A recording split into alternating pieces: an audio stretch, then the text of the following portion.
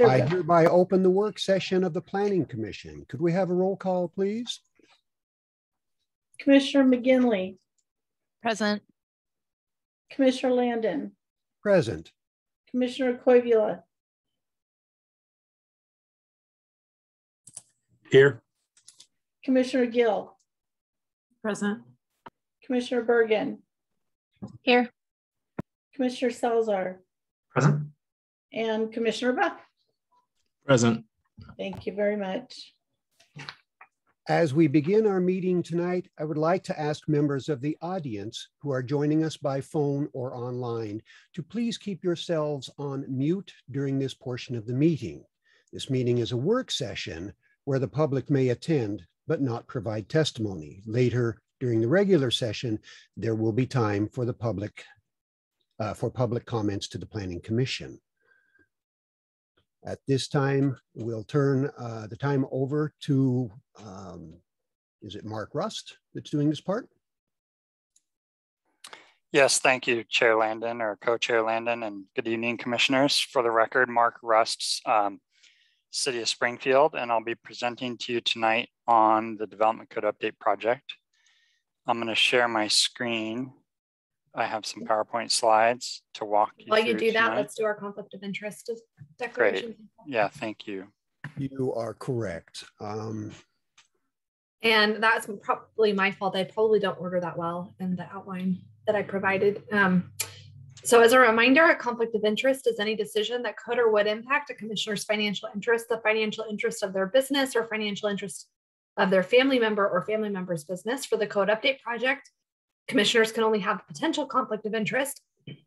The commission's future recommendation to the city council isn't binding on the council, so it cannot result in an actual conflict of interest. Commissioners with potential conflicts of interest must disclose the nature of the conflict and then can participate in the work session. One example of a potential conflict of interest related to the Code Update project is owning any residential or commercial land in Springfield because property values may be affected by proposed code changes. And commissioners, now you can disclose potential conflicts of interest. Thank you, Commissioner Landon. I have no conflicts, or I have property in Springfield, so I have that potential conflict of interest.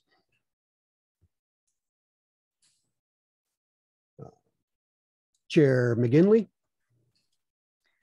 I do not own residential or commercial property, so I have no potential conflicts of interest. Commissioner Koivula. Potential conflict of interest based on ownership of real property in Springfield. Commissioner Gill. I own property in Springfield, so I have a potential conflict of interest. Commissioner Bergen. Potential conflict of interest being a property owner in Springfield and a practicing real estate broker in Springfield as well. Thank you. Commissioner Salazar. I have two potential conflicts of interest, one that I own real property in Springfield, and the other being that I work for a real estate developer that operates in Springfield.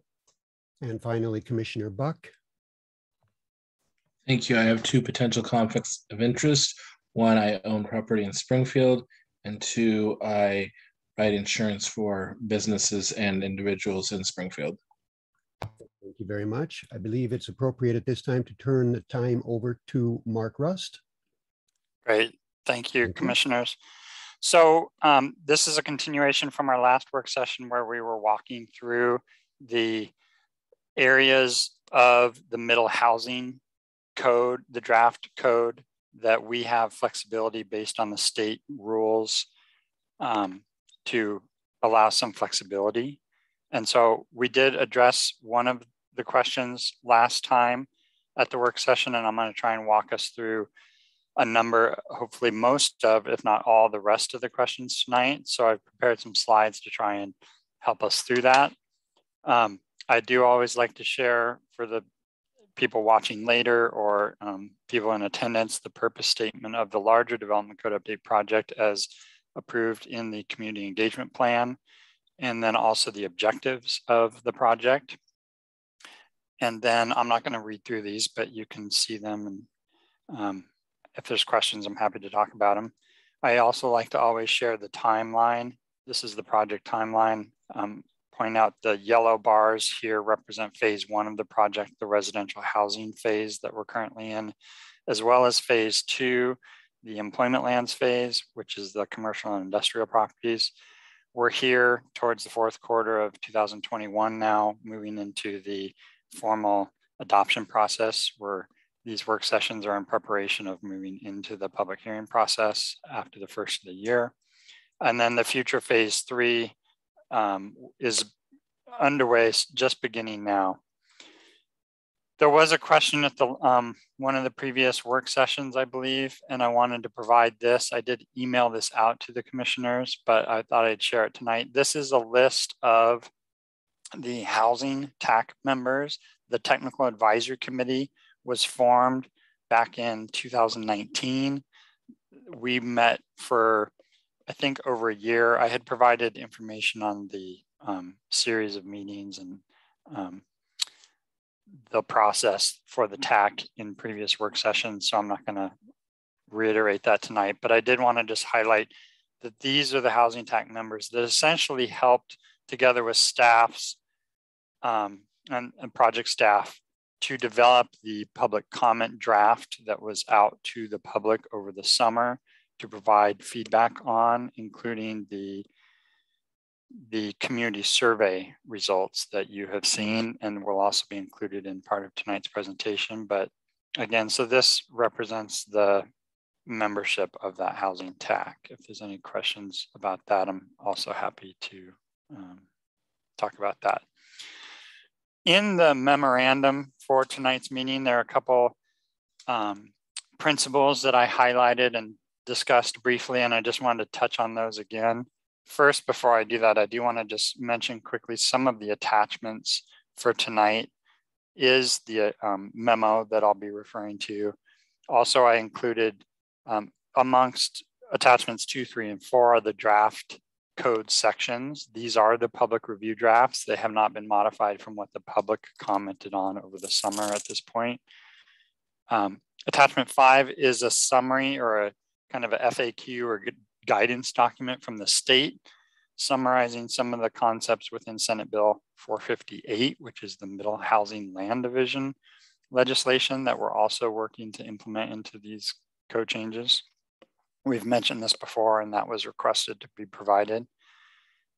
A draft adoption timeline, a more specific detailed timeline, I'll provide in a slide here in a minute as well as attachment 6. And then lastly, attachment 7 is a climate-friendly and equitable communities memo that went to the City Council last week. And so you're seeing the same materials the City Council received as a briefing and summary of where the community-friendly and equitable community rulemaking process is currently. So to jump into the kind of what I've titled here, basis or basics of the recommendations for how staff is looking at preparing the public hearing draft of the code for the Planning Commission and the public's consideration and deliberations. One of the concepts in my mind is keeping the Middle Housing Code simple. And I put in parentheses for now because I'll touch on a few ideas that, as are discussed in the memo, that things we'll be having to do in the next couple of years to also adjust some of these rules because we're under a state mandated timeline specifically for the middle housing. It's critical that we, in my mind, to meet that deadline. And so moving forward on the path of the timeline I'll highlight here in a minute. Also wanting to recognize the community survey input as part of those, the guide for the recommendations. And I'll be going through those tonight, as well as the commissioner's responses to those same survey questions that I've received.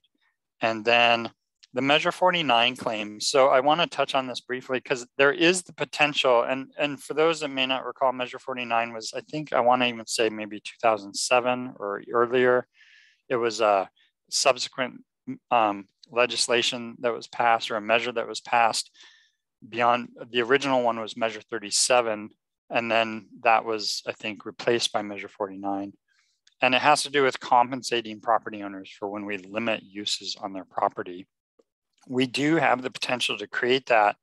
And one example I'll use is if in the recommendations for the allow options versus the encourage options and the maximize options. If we were to say pick the maximize options today, or when we implement this new code, and then at some point later recognize that we wanted to pull back on some of those requirements. So say we allowed triplexes on any size lot and realized after doing that for a year or something that was a bad idea, so wanted to reinstitute a lot size minimum of 5,000 square feet. That would create a whole bunch of new Measure 49 claims potentially, because after implementing the no lot size for a triplex and then instituting a minimum lot size, that new minimum lot size would then create those Measure 49 claims. So we're trying to tread carefully around some of those and just recognize that we want to be careful about how we implement the rules in a way that won't create a whole bunch of new Measure 49 claims. And then generally, at least in the public review draft or the public comment draft, and probably moving forward as well, I'll explain through this presentation tonight and hopefully getting your feedback on, is generally kind of taking the allow approach. And there is some exceptions to that. And again, I say for now. And so some of those future factors that I'm referring to are that there will be more significant revisions that will be required to make based on state mandates that are coming in the next 2 to 3 years, potentially even sooner, depending on how the new climate friendly and equitable communities rulemaking process plays out. I'm going to explain a little bit more on that in a second. And the other companion legislation to House Bill 2001 is House Bill 2003 that we've talked about, the housing needs analysis and production strategies legislation that we'll be undertaking over the next 2 to 3 years. That work, and combined with the climate friendly equitable communities rulemaking, will require us to make some additional significant changes to our code. And that'll give the opportunity to the Planning Commission, the public, as well as the City Council, ultimately, the opportunity to make refinements to the changes we make now, and even be required by state law likely to implement additional provisions than what we're talking about with the middle housing. So to touch briefly on the climate friendly and equitable communities rulemaking process, again, you did, as attachment 7 included in the packet, get a copy of the memorandums. I pulled just some highlighted points out of that. The rulemaking is a result of a governor's executive order. It is applicable to Springfield and will deal with housing planning as well as transportation. It sounds like the rulemaking, it has been extended until May of 2022 of next year. It was originally envisioned to be completed by the end of March, so they've extended a couple months, but it is still visioned as being very fast-paced and intensive. There's a quote in there, I'm not going to read it, but there's concern, or the idea behind the legislation is that will change this framework of land use in Oregon significantly, and specifically for Springfield. So some of what we do now, we're trying to frame in a sense of how that will look within the coming framework that is also, similar to House Bill 2001. These new rules are shaping up to be very prescriptive and very detailed. Don't give a local jurisdiction a lot of leeway in how they're implemented. They will deal with things like block length, building heights, parking, setbacks, some of the things we're talking about with middle housing implementation already. So I mentioned the timeline. The timeline is, I would say, aggressive or very quick. We're hoping to be at a joint public hearing with the Lane County Planning Commission on January 4th. That's very quickly. You can see tonight, we're here at October 19th. This is a 1-hour work session. We only envision 2 more work sessions after tonight's work session, another one in 2 weeks, or maybe that's 3 weeks. November 2nd, another 1-hour work session, and then November 16th, a 2-hour work session to try and wrap it all up to develop a public hearing draft that we can send all the required notices on, that must include the code in preparation in enough time for that January 4th. All this really, the timeline, this is kind of the city council portion of the timeline. This deadline of June 30th of next year is kind of the deadline we're working backwards from that's contained in House Bill 2001 to have the middle housing rules in place. I've mentioned what happens previously if we don't meet that deadline. There is a state model code that goes into effect that I think would be put the city in a position of not being as in good a position as we would be otherwise by adopting our own code. So what I want to jump into is we did send out a link to all the planning commissioners to take the survey that the public responded to over the summer. We received, as of this morning, 6 of the commissioners' responses. If they're, and we don't, they're all anonymous. We don't know which commissioners took the survey. So I won't be able to identify who didn't or who did and who provided what responses. But so these results you'll see tonight are based on the 6 we had this morning. If the 7th commissioner did take it, we didn't see that today after this morning at some point. There were 7 questions in the survey, primary questions. There were some additional demographic questions that I'm not really going to go into tonight, but I'm hoping we can move through the remaining questions this evening and hopefully limit some discussion to try and get to a point where we may not have a majority or even consensus, but that we can get some feedback about what to include in the public hearing draft. So the first question I'm hoping is the most straightforward one. It has to do with whether we should allow the plexes, triplexes and fourplexes to be detached versus attached. So this first slide you've seen before, these are the results from the community survey results. And so you can see the vast majority, 80%, over 80% of the community responded with that we should allow detached units. These are the responses from the 6 planning commissioners. So 5 planning commissioners responded that we should allow detached. 1 responded that we should just do the allow option and require them to be attached units. So with that feedback, both from the community, the public, and the Planning Commission, we feel that that's clear direction to allow the detached units. That is consistent with the draft code. And we intend to move forward with the public hearing draft of the code with that detached option in place. So I'm going to just continue through these. I think there's opportunity for discussion either as we move through or at the end at the chair's discretion. So question 2 is the question that the Planning Commission talked about at their last meeting. There was quite a bit of discussion. We filled the whole hour work session with discussion about this one question.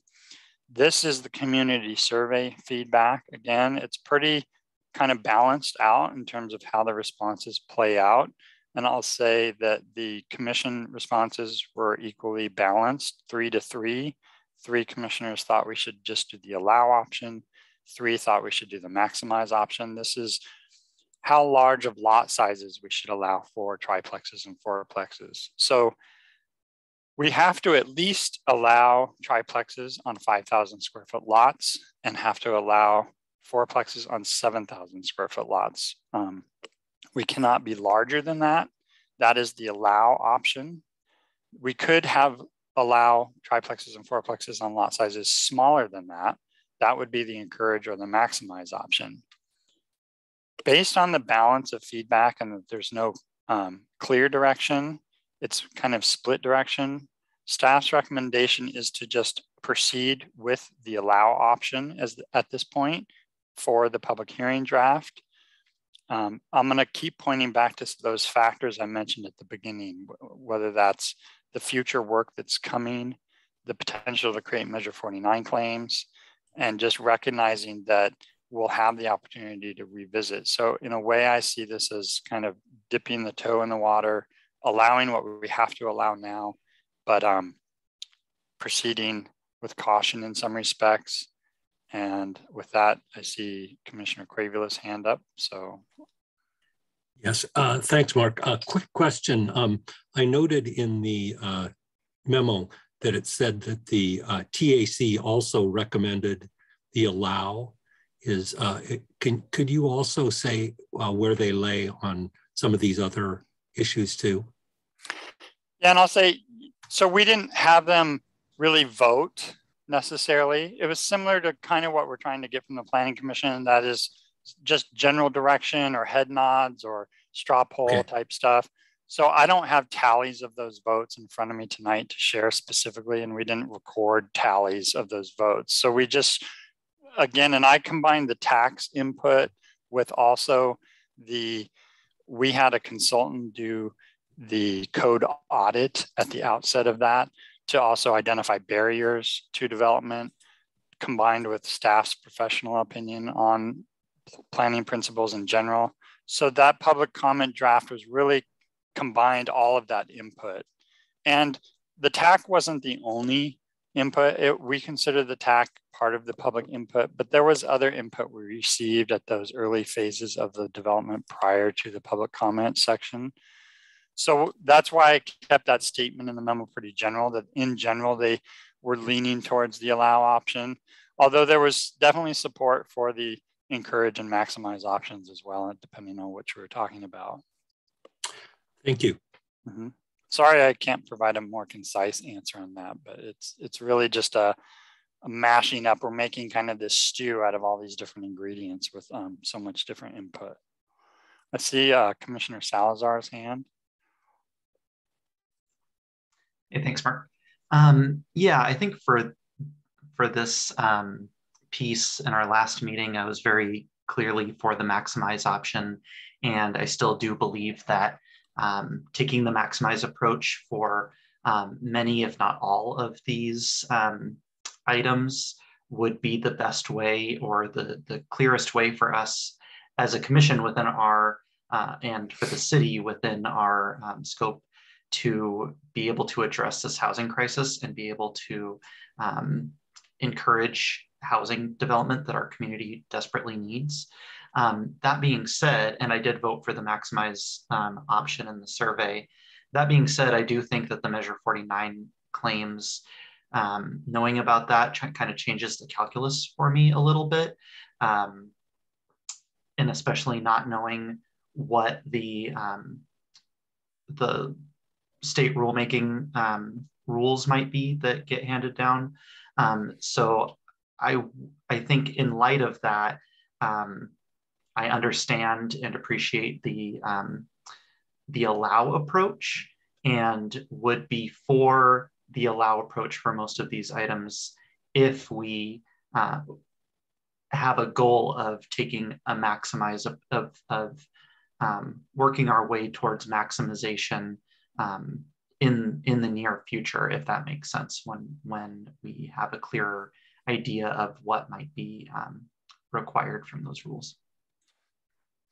Yeah, I appreciate that feedback for sure, and that makes sense to me. And you know, in addition to the climate and community-friendly communities rulemaking, the House Bill 2003 legislation will also definitely require us to look at how we're allowing housing, and will push for allowing more housing in more situations. So I think that even just in and of itself will push us towards maximizing.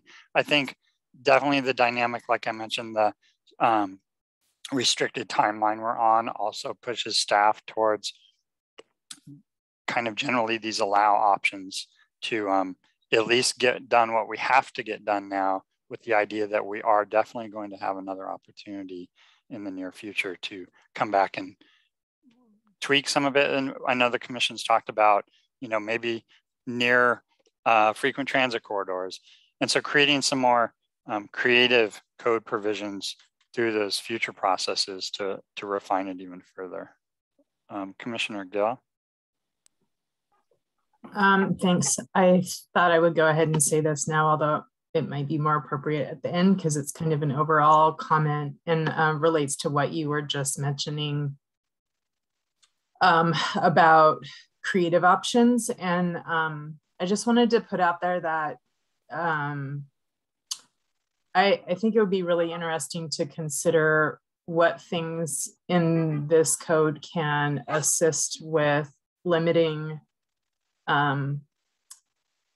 gentrification and pushing people out of neighborhoods, and maximizing for affordable or low income or the appropriate term housing. There are lots of meetings around all of those, but so that maybe it's an allow for everything, but it's a maximize for affordable housing of some kind. So I just want to put that out there. I get wanting to follow the direction of City Council to make this simplified code, and that there's stuff brewing that's going to impact this in the future. But I think it's a really important opportunity to really be thoughtful and careful and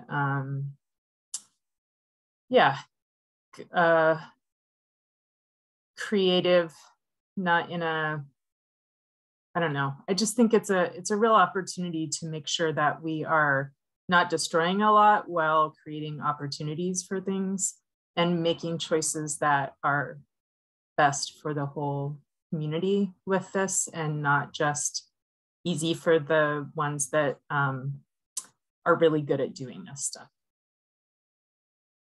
Thanks.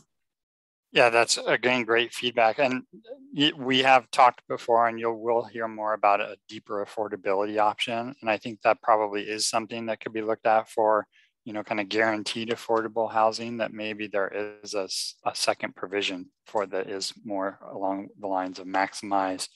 I do just want to highlight Commissioner Landon. Obviously, we've talked about this, but wanting to make sure and try and move through these questions tonight. There is a slide at the end, kind of the overarching general direction, but Commissioner Land, you have your hand up. Well, the only thing that I was concerned about is, in reading through the material, you end up with 5 feet from, say, the building to the property line. Do we somehow graduate that so that, like I have a house in East Springfield, and if somebody built a 3 or 4 story structure with 5 feet separation between that and the property line, suddenly I'm living in a shadow. Do we address that at all? Somehow graduate it? So the 5 feet is our existing setback primarily for residential. What I do want to say is the middle housing isn't necessarily medium density housing, where it would be more typical to see apartment buildings and things like that. So there still are provisions for what I'll kind of term the medium density housing, where it's more like 3-story buildings. So the setbacks for those, a different zone, the R2 zone, or what's the existing MDR zone, are different than the setbacks we're talking about for middle housing. So the middle housing would still be limited to the same height as single family homes. And essentially the rules state that we, for the most part, have to treat the middle housing the same as we treat single family homes. If we increased the 5-foot setback that's existing today to something like 7 feet on the side, that all of a sudden would create a whole ton of Measure 49 claims probably, or potentially, because then we're limiting additional area of a property. So I think definitely to your question, in the medium density or middle multifamily type development standards in the R2 zone, the code does include some of what you're talking about in terms of increased setbacks. Those setbacks are 10 feet instead of the 5 in those areas. Thank you. I appreciate that. So I'm going to try and shoot through another couple of these questions. The next one has to do with the height limit question. These were the community results. Again, pretty well split, 36%, 28%, 36%. In terms of what height limit the city should require for most of the middle housing types. Again, a lot of these questions get more nuanced, but these were the planning commissioner's responses. Again, 6 out of the 7, it was a 2-2, 1-1 kind of split amongst the different requirements. I will be providing a more thorough report. There were comments provided from planning commissioners on a lot of these responses that I'm not sharing tonight, that I will provide a complete report, including all those responses and comments and things. But again, just demonstrating that there's no clear majority, no clear direction. And so again, in this case, staff's recommendation is, and again, I would just want to be clear, this is just informing the public hearing draft. The Planning Commission will have a whole nother opportunity to actually do formal deliberations and formal recommendation to change what's in the public hearing draft to move forward to the City Council for consideration of adoption. So even though staff has recommended only the allow option now, based on public comments or public testimony at the hearing, as well as the Planning Commission's feedback and deliberations themselves, that can change from the public hearing draft to the recommendation draft that will go to City Council. So this is definitely not even the last opportunity. So again, this is basically would allow for these, for the most part, the middle housing types to have the same height limit, 35 feet, as is allowed for single family homes. Next question, this is question 4 out of 7, has to do with lot coverage. When building new middle housing, how much of the lot should be allowed to be covered? Again, these are, a lot of these questions get more nuanced. So these are kind of high level general approaches that we're talking about here. Again, this is the community results, fairly well balanced, 23% allow, 37.5% encouraged, 37.5% maximized. You know, when staff is looking at these, and I think the certain planning commissioners have mentioned, this is a pretty good majority. This is over 70%, 75% of respondents want something more than just the allow option. And we recognize that. The planning commissioner's response were a little more balanced. But again, here, if even just counting these 2 and 1 here, there's 3. I'm not sure the other vote provided comments to kind of explain theirs. And again, I'm not providing that tonight, but we can look at that in more detail. But it's pretty clear that the amount of respondents wanting more than the allow is more than the 2 respondents for just the allow option.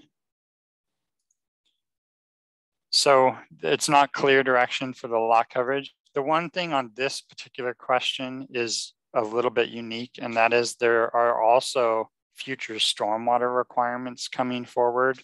So we're now going to be under a new state permit for how we treat and deal with stormwater. That will also be having to be dealt with over the next, I think it's 2 years, maybe 3 years. I think there's kind of a phased implementation. Some staff at the city and our engineering department is working on that. So you will again be seeing future code changes coming within the next couple of years to deal with how we implement stormwater regulations.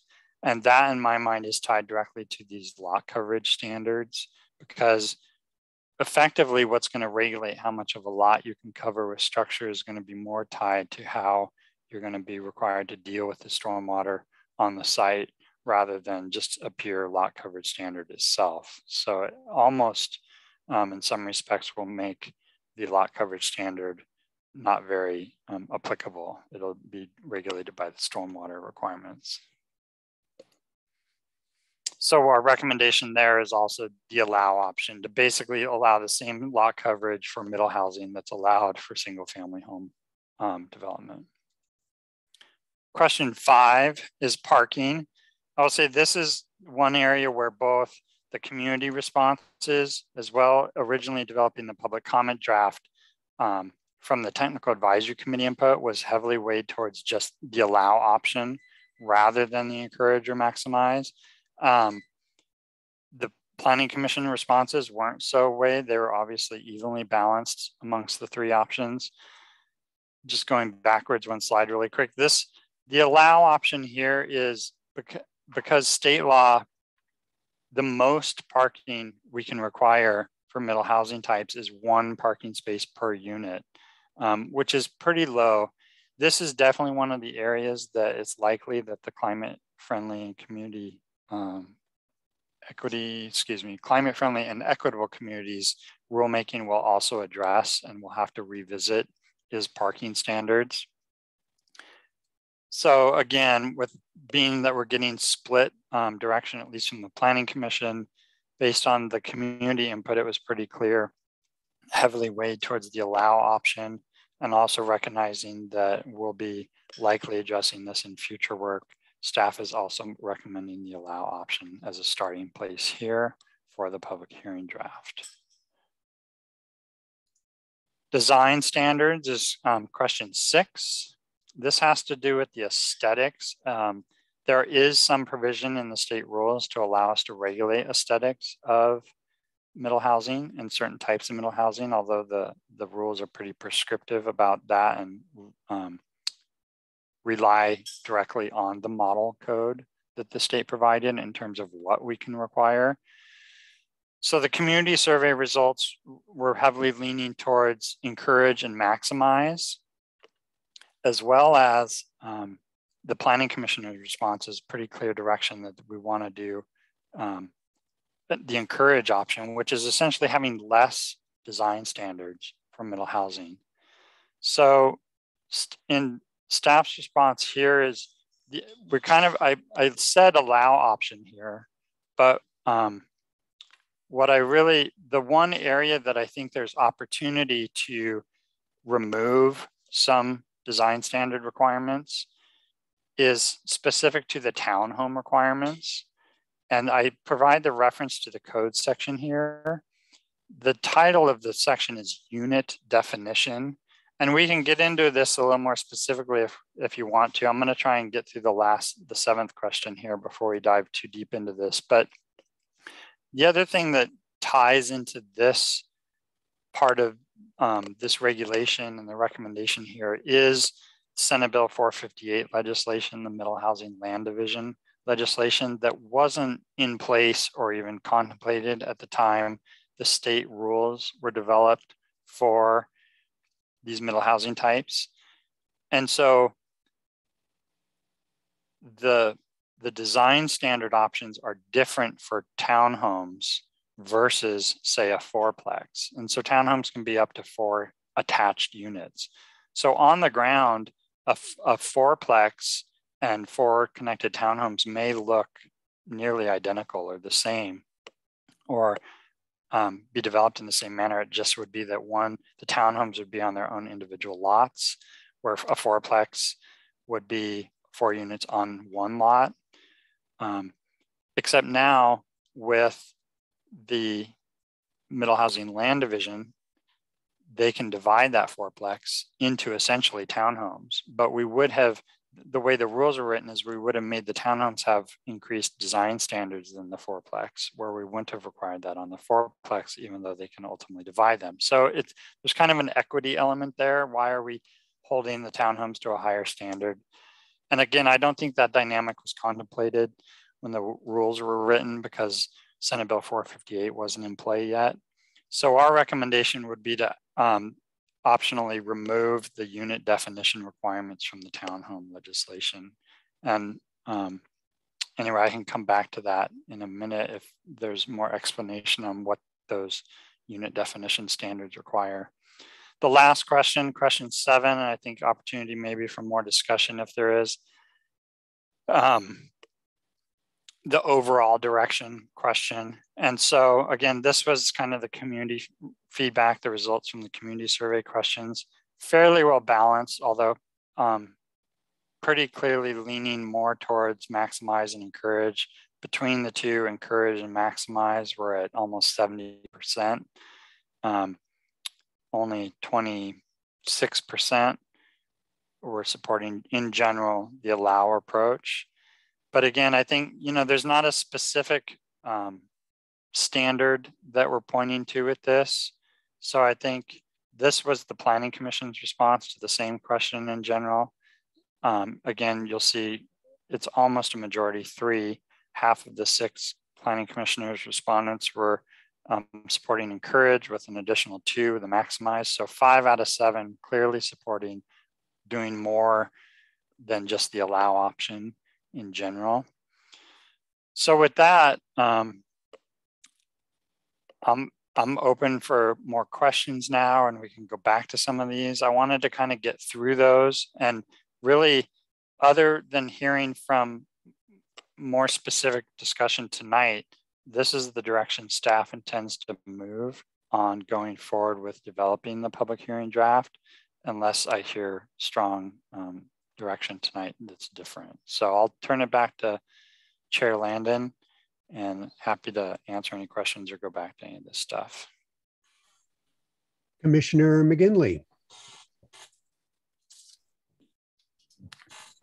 Thank you, Chair Landon, and thank you, Mark. I really want to share my appreciation for staff for putting all of this together.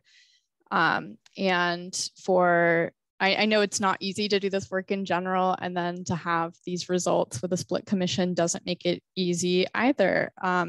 And I think we're stronger when we have a general consensus on the commission. And I want to echo a lot of what Commissioner Salazar and Commissioner Gill said. Especially Commissioner Salazar, you know, I echo a lot of his sentiments about wanting to increase affordability as much as we can through code regulations, you know, and respecting staff's recommendation to tread lightly while we anticipate more rulemaking coming down from the state. I also looked at an old map. I think it was from the fall or winter, but it was with some lot sizes and low density residential, and 94% of our tax lots in our low density residential zone are over 5,000 square feet, and over 70% are over 7,000 square feet. And so with that, the proposed code would allow duplexes, triplexes, fourplexes, townhomes, and cottage clusters on the majority of the lots. And I think that that is a good thing. So even though personally I prefer the maximize option and do want to see more, I will be supporting, or I'm supporting of the general consensus of the Planning Commission and the staff recommendation. So thank you.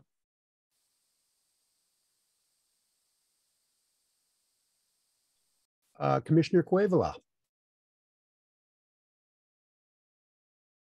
I believe Commissioner Bergen was next. All right, Commissioner Bergen, my apologies. Thank you so much. I will see how much I can get out there before my child starts to interrupt. I do want to echo a lot of what Commissioner McGinley had said, and a deep appreciation for staff for all of the work you've put in and the work to come.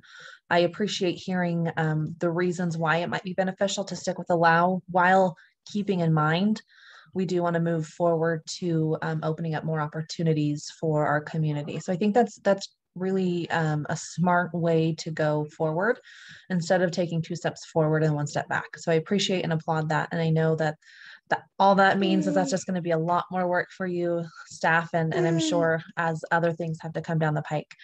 One of the things that you mentioned was talking about the I'm going to fumble over words here for a moment, but the units that could potentially turn into townhomes later on. And I think that in the past meetings, what I've really circled back around to is there any way for one unit in the future to turn into another unit?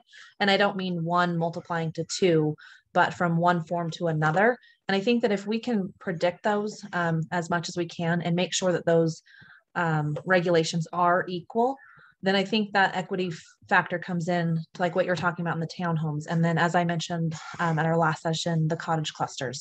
So I think as long as we can make it to where it makes sense and we're encouraging people to build the correct units instead of trying to do a roundabout and skirt the rules, I think that would be the smartest way to go about it. So I know that way we avoid as many unintended consequences as we can. And again, I'll sum up with saying thank you so much. I appreciate the reports and it's really helpful to look at. So thank you. Appreciate that. Commissioner Cuevila. Yes, thank you, Chair, and thank you, Mark. I would like to echo the sentiments that were expressed by Commissioner Gill, in that I think that in general, I would like to see allow as the option unless there is a reason to incentivize it. And I agree with her first 2 concepts, one of which is considering gentrification in areas, and the other of which would be affordability. I'd also like to encourage something about green space impact, and perhaps including something like we could allow greater densities and greater lot coverage and greater heights, et cetera, if people were to say pay into a green space bank or something like that. So we could, the loss of trees on the residences that would be a result of triplexes and fourplexes could be perhaps be replaced by payments in kind to a green space bank. Thank you. If I could just provide a couple of comments, one on the gentrification topic, and that is the LCDC, Land Conservation Development Commission, when they adopted the middle housing rules, specifically contemplated the question of gentrification and the potential for these rules to cause gentrification, and consciously decided not to address that issue. It was brought up, there was testimony on it. It was discussed at the Rules Advisory Committee level, which I was on. One of the Land Conservation Development Commission commissioners was on the Rules Advisory Committee. Staff provided information to the commission on the issue. Anyway, I just wanted to, it wasn't something that was ignored or dealt with lightly. It was definitely grappled with, and just ultimately found they chose not to try to address the issue of gentrification through the rulemaking process. So I think it was kind of recognized that yes, these rules could potentially cause gentrification, and that could potentially be dealt with through some of the House Bill 2003 work later, but also let cities figure out how to deal with that as well. There was another point. Oh yeah, just kind of the equity issue. Again, it was brought up just about fourplexes potentially converting to townhomes. Again, it wasn't really contemplated with Senate Bill 458 now allowing division of middle housing. We were taking the approach with cottage clusters specifically in the recommendation and in the public comment draft, specifically for cottage clusters, to allow the cottages to be on their own lots so that they could be potentially more for sale product. And that is beyond the allow option. That is more of kind of an encourage probably type of option. And so that is built into the public comment draft. I intend to keep it for the public hearing draft based on the feedback, but also actually it becomes the point that the way we wrote that becomes obsolete because of the Senate Bill 458 stuff. But I think the way it's envisioned to happen for cottage clusters is slightly different. Our Assistant City Attorney, Christina Kraz, has been working on helping us write code for how to implement Senate Bill 458. So that will also be part of the public hearing and adoption package that you'll be considering. So I just wanted to mention those couple of points. Oh, and lastly, the affordability was the other thing related to the gentrification. I think it definitely is something we could include for kind of this deeper affordability option, to consider density bonuses or height bonus, those kinds of things, the more encourage or maximize options. If somebody, and we've talked about the C Street co-op property in the past, or project in the past, when something is income limited, for true affordable housing, that we could have standards to allow increased provision for that. I see Sandy's hand up, so. Sandy, please. Yeah, and I'll just say there is Senate Bill 8, which was passed, which does require density bonuses for projects that meet affordability requirements. So depending on the density range, for the lower densities, it would be a 200% density bonus allowed with an extra story. So that there is already with the legislation of Senate Bill 8, that requirement. And so it's a matter of, is that sufficient or did we want to add anything further? Yeah, thank you for that. Again, I can't hardly keep track of all the new legislation coming out of Salem, so that is a good point to bring that up. That's another one we're trying to, or working to write into the code as well. So thanks for that reminder, Sandy.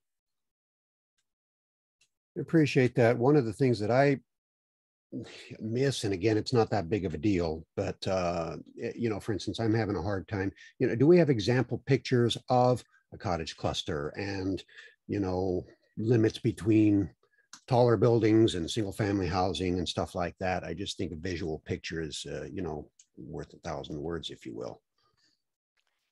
Commissioner Landon, we had some pro bono work from an architect that helped us develop some types of more like what I'll call like stick figure pictures or three-dimensional massing kind of diagrams. And we also, I heard your comment at the last meeting about that, and we intend to provide some kind of comparison, even photographs of existing housing that we could demonstrate, like difference in massing types and housing types that we'll intend to bring forward through the public hearings process. So the commission, yourselves, and the public can all see some visual images to demonstrate some of the concepts we're talking about. That's perfect. I just, you know, pictures worth 1,000 words. Any other comments from commissioners? Commissioner Gill, you have a comment? Yeah, thank you. Thanks to staff for all of your work. Jumping off of what Commissioner McGinley said, if you do want that straw poll and not just the votes from the survey situation, I think staff has made a good case for moving forward with allow for the language that goes to public input. So I can happily support that, having made the statements about the affordability and the gentrification, that I think we should take this opportunity or a near future opportunity after some more legislation happens to address that. But to start off with this, I can absolutely put my support behind that. Commissioner Cuevila? Yeah, a quick question to Sandy, probably. I'm looking at Senate Bill 8, and it says it requires local governments to allow development of certain affordable housing on lands not zoned for residential uses.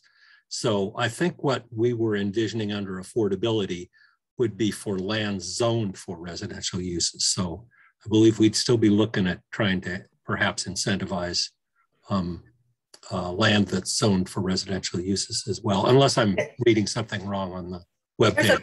You're reading that part correctly. There's a few different parts of Senate Bill 8, and that part is allowing affordable housing in other zones. And then later on in the bill, it talks about applying density bonuses and height bonuses based on the current authorized density level and authorized height level for a zoning district. And that applies in residential districts and theoretically to non-residential districts, although we currently have no authorized density levels for non-residential districts that are not mixed use districts.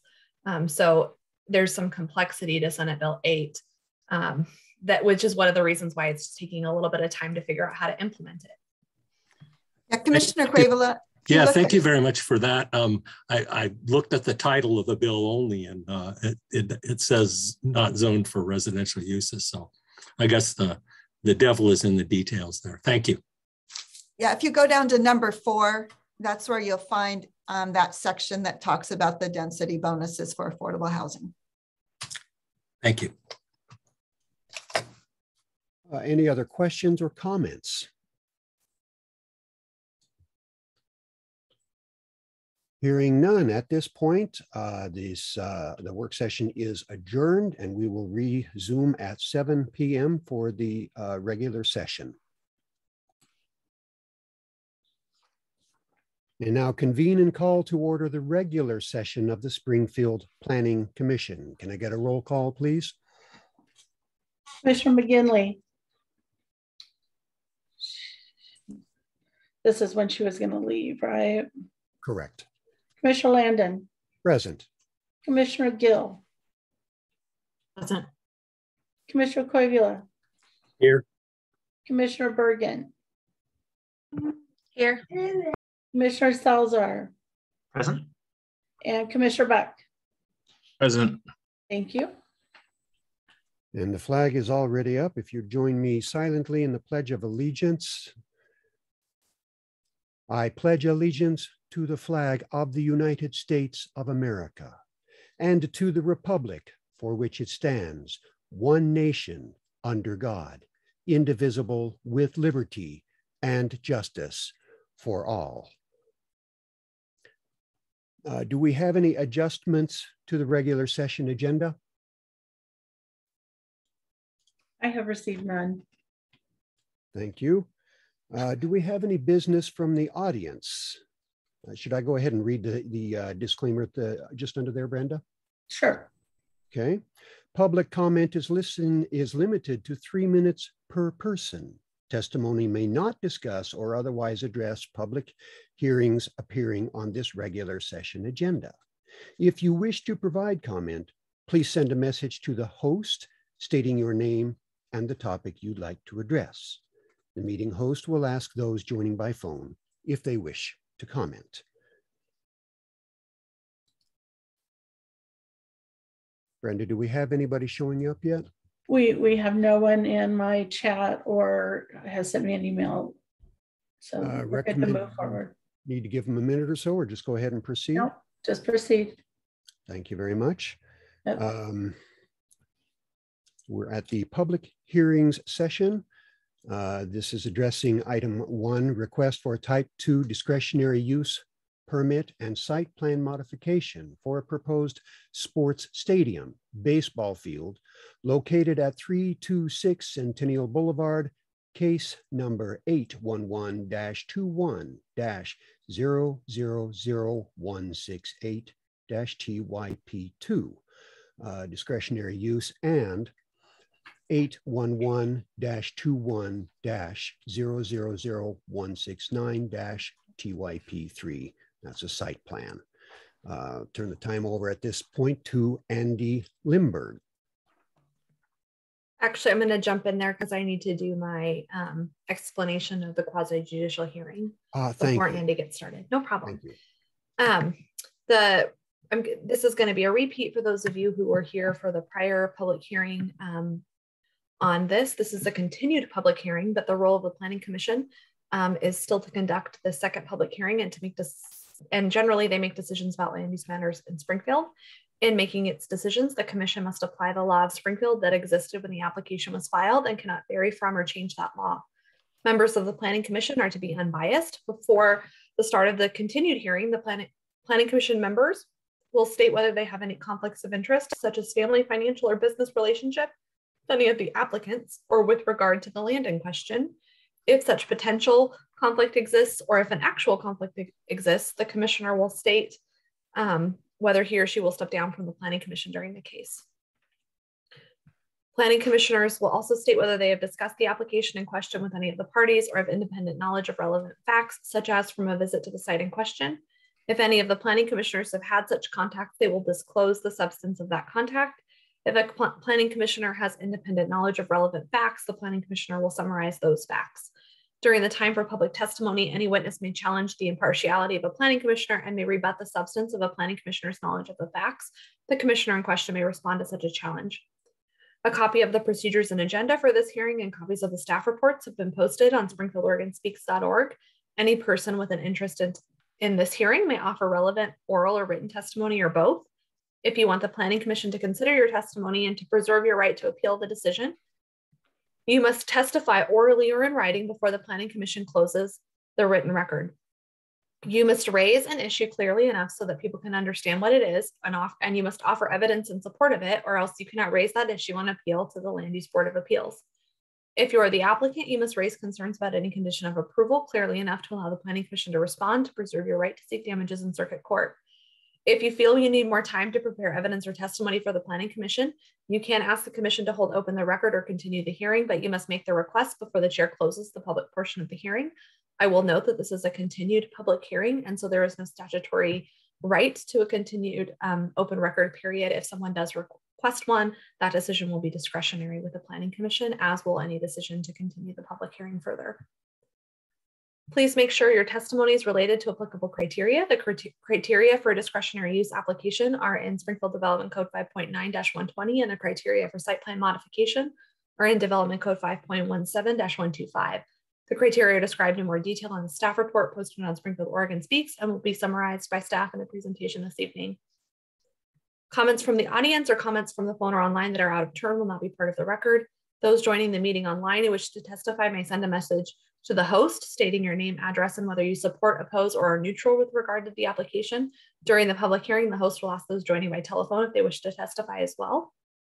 Please begin your testimony by stating your name and mailing address. If you represent someone else, please say so. If you have any exhibits that you want the Planning Commission to consider, such as a copy of testimony, photographs, petitions, or other documents or physical evidence, please email a copy to Andy Lindberg, which will be posted in the chat before the written record is closed by the Planning Commission. And so, Chair, it is now appropriate to open the public hearing and ask if any Planning Commissioner wishes to declare any potential or actual conflicts of interest, ex parte contacts, or independent knowledge of relevant facts. Thank you very much. I now open the public hearing. Commission members, please declare conflicts of interest. Do we have someone who's going to do a roll call on that? Sure, I could do that for you, Chair. Thank you very much. Mr. Landon. No conflicts. Well, I own property in Springfield, so that conflict, potential conflict. That is not a potential conflict for this application, as this application does not affect all properties in Springfield. This application is discretionary use for a sports stadium at the Hamlin property. So it's whether the present application will affect or could affect you or your family members' financial interest or that of a business associated. Thank you for clarification. I think that's quite helpful. I have no conflicts of interest. Commissioner Koivula. Yes, I have some declarations. First of all, I have no conflict of interest. Second, my spouse actually commented on the application, and she and I have not talked about the application.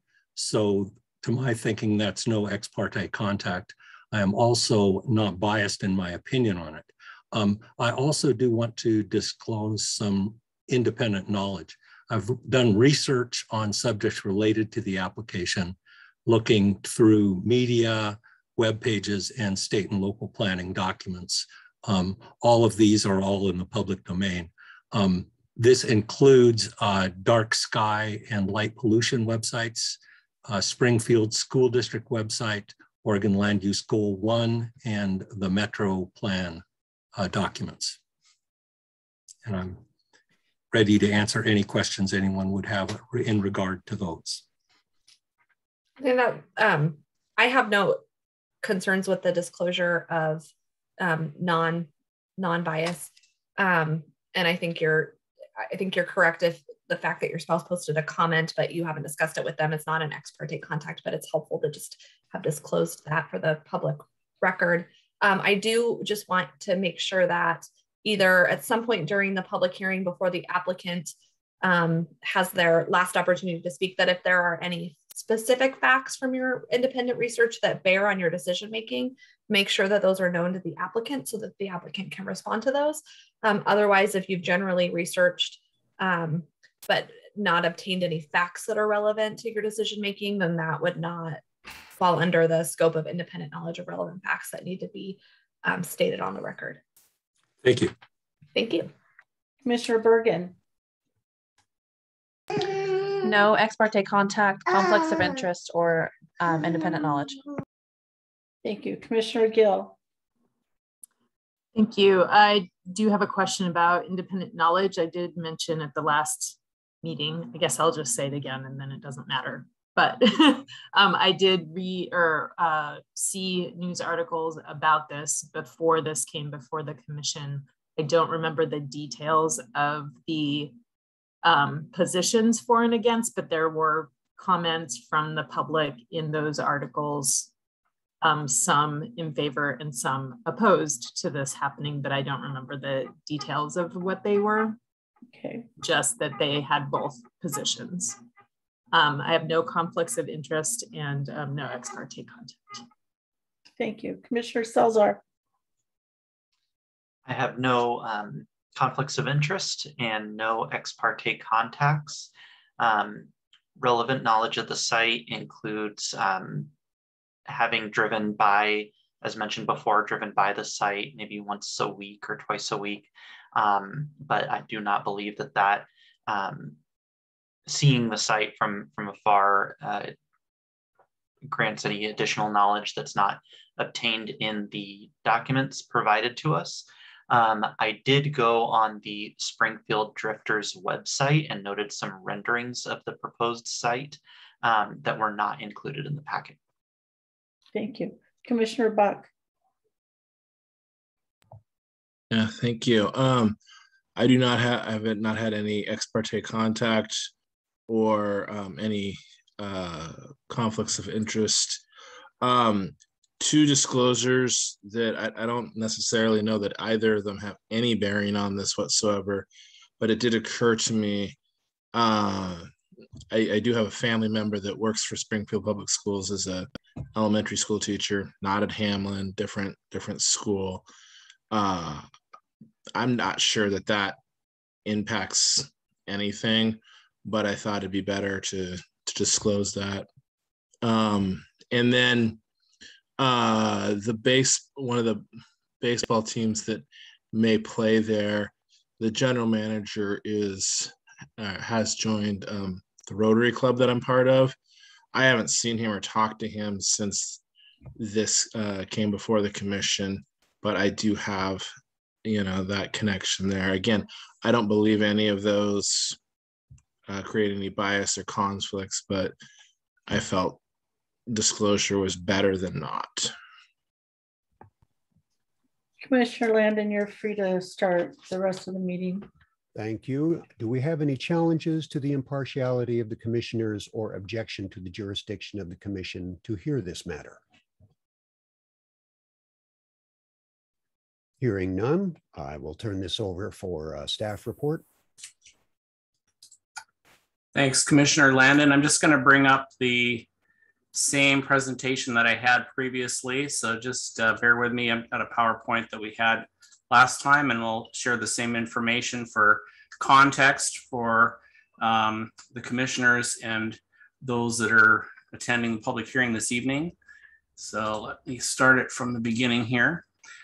So for Psych Context, this is the Hamlin Middle School, which is at the corner of Pioneer Parkway East and Centennial Boulevard. It's to the west of 5th Street.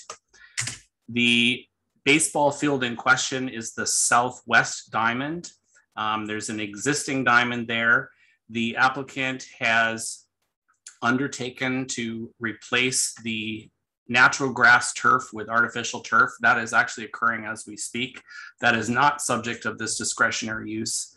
That is a matter of the change of surface for the playing field is not what is subject of this discretionary use or the site plan modification this evening. It's the associated facilities, including the spectator seating, the restroom building, the team changing room building, the sound system, the use by teams that are not resident on site at Hamlin. That is the subject of the discretionary use permit this evening. The applicant has submitted a site development plan which provides for seating primarily behind home plate and along the first base side, which would be along the north side of the diamond. There also would be bleacher seating along the third base side, which is the east side of the diamond. Also, a building is proposed just to the north of the baseball diamond, which would provide for team changing rooms and public restrooms. There may be other opportunities for associated concessions, which either would be located in the building or as separate standalone carts on the facility.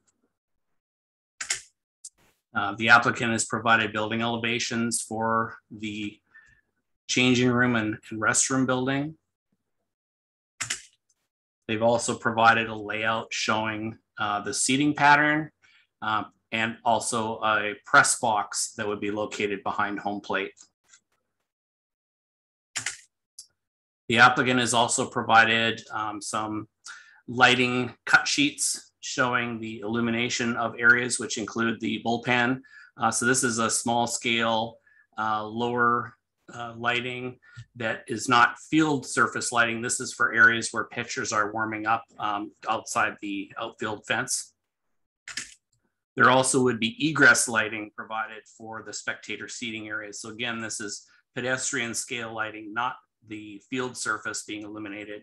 The existing lighting for the baseball field would be retained to provide the illumination for games occurring at night. The applicant has provided a parking analysis showing the locations of the parking field that are existing on the site.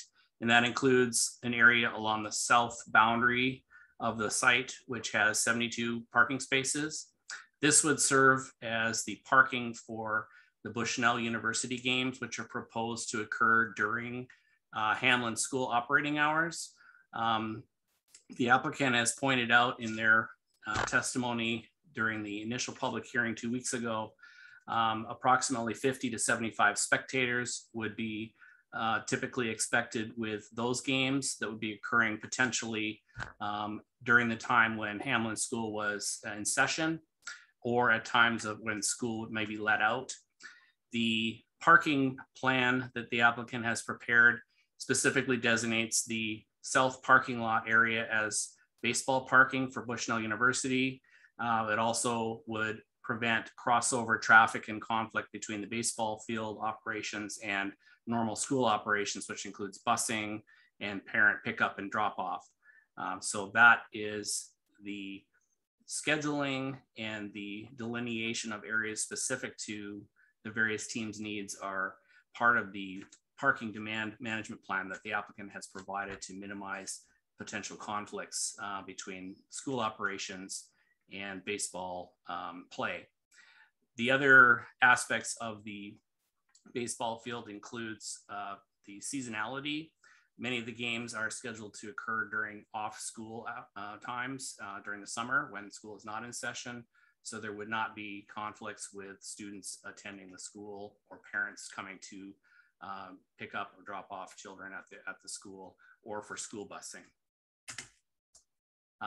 For larger numbers of spectators, the applicant has identified a parking lot across 5th Street to the east that is a church, and staff has identified the need for them to have a commemorated parking agreement, a formalized agreement with that church in order to utilize the parking field. So that is a recommended condition of approval for the discretionary use. For the largest number of spectators anticipated, the applicant has identified both the church site and areas around Springfield High School. There is a grassy area in the southeast corner of the school site that is not developed with parking or any type of driveway approach or anything. Staff discourages the use of this area and also notes that it's not absolutely necessary to meet the overall parking requirement for the site during the busiest events. So the areas that are outlined in yellow could be utilized, and the applicant has identified either people walking to the site or also possible shuttle service for the remote parking fields that are located at the high school. I do have the criteria here if you need to refer to them. In the public hearing at the last meeting, one person spoke in favor of this proposal. There were 2 comments received prior to the public hearing meeting, one in favor and one opposed. And staff also discovered after last meeting that 2 essentially identical comments had been placed in the different agenda item, which dealt with the development code update. And it was clear that they should have been directed to the Hamlin proposal. So those have been included in the staff report, and staff has responded. In the reports that you have before you this evening, changes have been identified in yellow for ease of discovery of new information. A couple notable things: the applicant did provide information that had been requested by the commission. That includes the number of students that are currently enrolled at Hamlin School and the approximate apportionment of students that are bused parent drop off, and those that walk, bicycle, or skateboard or scooter. And that's about 36%. So there's a pretty large number of students that come on by surface routes to the school. Notably, the school is not at full population right now because of COVID. So the approximate ratios may be consistent, but the student numbers would fluctuate over time depending upon the enrollment. And also, due to weather and that sort of thing, there may be some fluctuation. The other important item that I would point out is that the applicant has provided information about the proposed sound system to be used on the site. The manufacturer specifications indicate that it's designed specifically for smaller venues, not only to provide localized sound to spectator seating areas, but also to prevent noise, essentially trespass or noise projection beyond a confined area that would be essentially the seating areas, the spectator seating areas. So the design and intent of this particular audio system is to limit sound to the spectator areas only, and basically the baseball infield, it would not be projecting sound by design and intent to neighboring areas beyond the outfield fence, essentially. So that was a notable item because noise had been a comment and a concern expressed by some adjacent residents with this application. So while there may be noise associated with spectators, the noise associated with amplified music or public address system would be limited based on the design that has been submitted. The applicant's traffic engineer, transportation engineer is here this evening. There were some specific questions about traffic patterns, crash data, and methods to mitigate conflicts with pedestrians, intersection performance, and that sort of thing. Staff felt it was most appropriate to point to the parking demand management plan and the methods and strategies the applicant is using to minimize conflicts with school populations, to use the timing and scheduling of the games to not conflict with high traffic times during the day, and particularly school operations. The traffic impact assessment that was done for Hamlin School is fairly recent, 2016.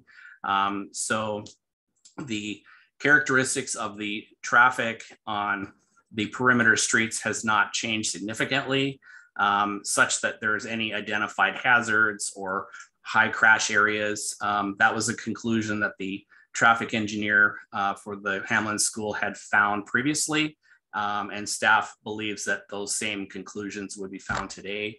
But Kelly Sandow with Sandow Engineering could speak more specifically to that. So this concludes staff's presentation. Again, there were two comments in favor, 2 opposed. Some of the concerns include existing conditions related to traffic and noise. It is not the requirement of the applicant to address existing conditions. It's specifically what potential impacts there may be associated with the baseball field and stadium operations that could potentially affect traffic and pedestrian flow and that sort of thing. So that is addressing existing conditions are not within the purview of this discretionary use.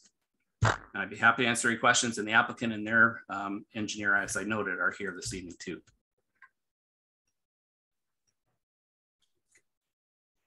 Do we have any testimony from the applicant? If you pardon me, Commissioner Landon, I'd like to take this time to discuss the independent knowledge in my research and get that out front right after the staff presentation. So that would give both staff and the applicant opportunity to analyze what I've discovered. The first thing I'd like to mention is that I did do some research in regard to excess night lighting and found out that not only does night lighting waste energy. It can disturb nocturnal animals. For instance, there is a stream/wetland along the north side of the property and may perhaps cause glare issues, including on the surrounding streets and the elevated highway, which is to the north of the facility. And then also found out that excess night lighting can cause serious health issues, and the American Medical Association has called for the decrease in excess night lighting. And I do also note that there is a home for elderly people across Pioneer Parkway from this area. So that was the first independent knowledge. The second one I'd like to mention is that I do read local media, the Register Guard news and sports pages daily, and I watch the local news, and I have seen absolutely nothing about this facility in any of the media. I understand Commissioner Gill said she saw something, but I certainly haven't. Not on the news, not on the television news, and not in the newspaper. And I also took the time to do a search on the Springfield School District web pages. I searched under Hamlin Sports Facility. I searched under Beacons. I searched under Bushnell. I searched under Drifters, and I searched under Timbers, and all of those along with baseball, and found absolutely nothing under any of those. So that was pretty much my independent knowledge. I wanted to get that out front. Thank you. All right, I appreciate that. There is a section for testimony. It's a little bit different, but in order, do we have testimony from the applicant? Thank you, Commissioners. Brett Yancey, Chief Operations Officer for Springfield School District. My address is 640 A Street, Springfield, Oregon, 97477. So I provided testimony on October 5th for this application, and I really appreciate the city staff that provided information. We've been working hand in hand with city staff and provided them the necessary information for the commission tonight. I believe that we have complied with all of the requests from the commission to provide additional information. Ms. Sandow is on the meeting as well. If you have specific requests for traffic or for those types of inquiries.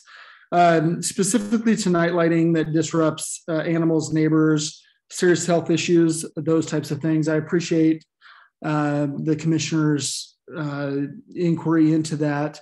I would remind the commission that when we went through the original build of this Hamlin property, all of those issues were addressed. We did meet all of the requirements from the commission to build a comprehensive middle school campus that included 2 existing baseball fields. The night lighting of those baseball fields will not change with the use of this. We currently have high school games that occur on that site. We currently have a football field, track facility, and soccer facility that will not change under this application. So I don't believe that the commissioner's concerns there are going to significantly change with this. As far as media attention, there have been several public media announcements and outreach from Bushnell University. I cannot speak to the Registered Guard. That is not our primary media outlet, as we primarily communicate via our website, and we issue press releases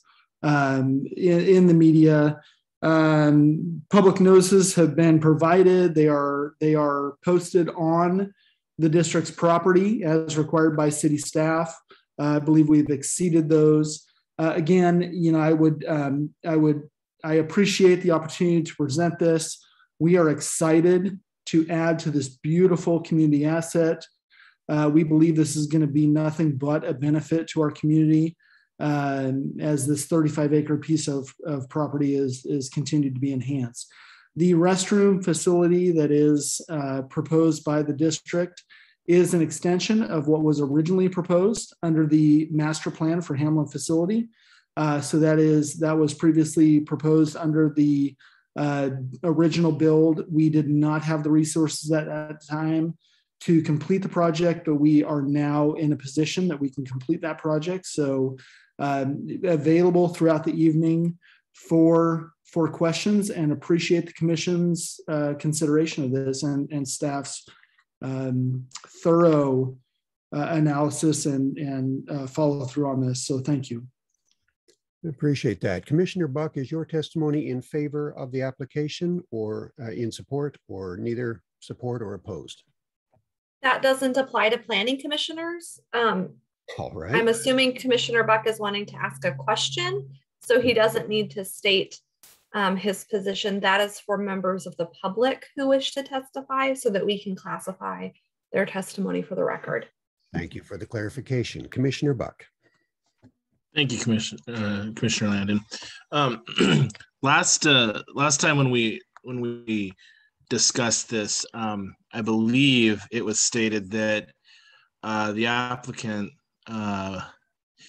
is believing that people coming to the game, specifically the games in the evening or the summers, would come 3 or 4 per carload, and then and base traffic and parking numbers specifically on that. And I'm just curious how they came to that conclusion. What leads them to think that it would be 3 or 4 people per car versus 1 to 2? Because obviously that could change the amount of cars, and I'm just curious how that conclusion was come to. Can we go ahead and capture feedback on that? Yeah, thank you, Commissioner Landon, and thank you, Commissioner Buck. So we believe that this particular facility and the teams that are involved are at a level that there is families involved with the spectators coming to this. So collegiate spectators are typically bringing family members. This is not at the level of say, for example, the Eugene Emeralds. This is a level below that are post high school and collegiate level. We believe that families are the primary audience that is participating in this, and that family members will come. Now, having said that, I will tell you that it is our hope that this is a community friendly environment, and that this is also an environment that would welcome families. And so that's where we have focused our attention. This isn't the typical 1 or 2 member cars. We are planning to work with the Drifters and Bushnell to market to families. Also, the EMX that is very, very close would be another mode of transportation. So, I think that is our as far as the research we've done, that's what's been indicated. Commissioner Buck, satisfied at this point? Yes, thank you. I appreciate that. I want to make sure I'm not cutting you off early. Any other testimony in support of the application? Do we have any testimony neither in support of nor opposed to the application? Hearing none, do we have any testimony opposed to the application?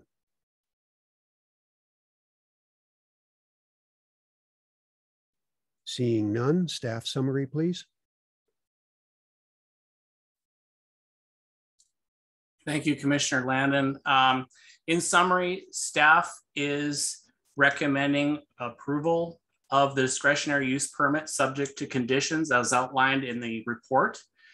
Additionally, the accompanying site plan modification, which is to facilitate the actual physical improvements on the site, also is recommended for approval subject to the conditions as outlined in the report. Notably, the conditions require the applicant to invoke a parking demand management plan. That management plan may evolve over time depending upon the experiences that are seen, the effectiveness of their operations in addressing traffic and pedestrian flow.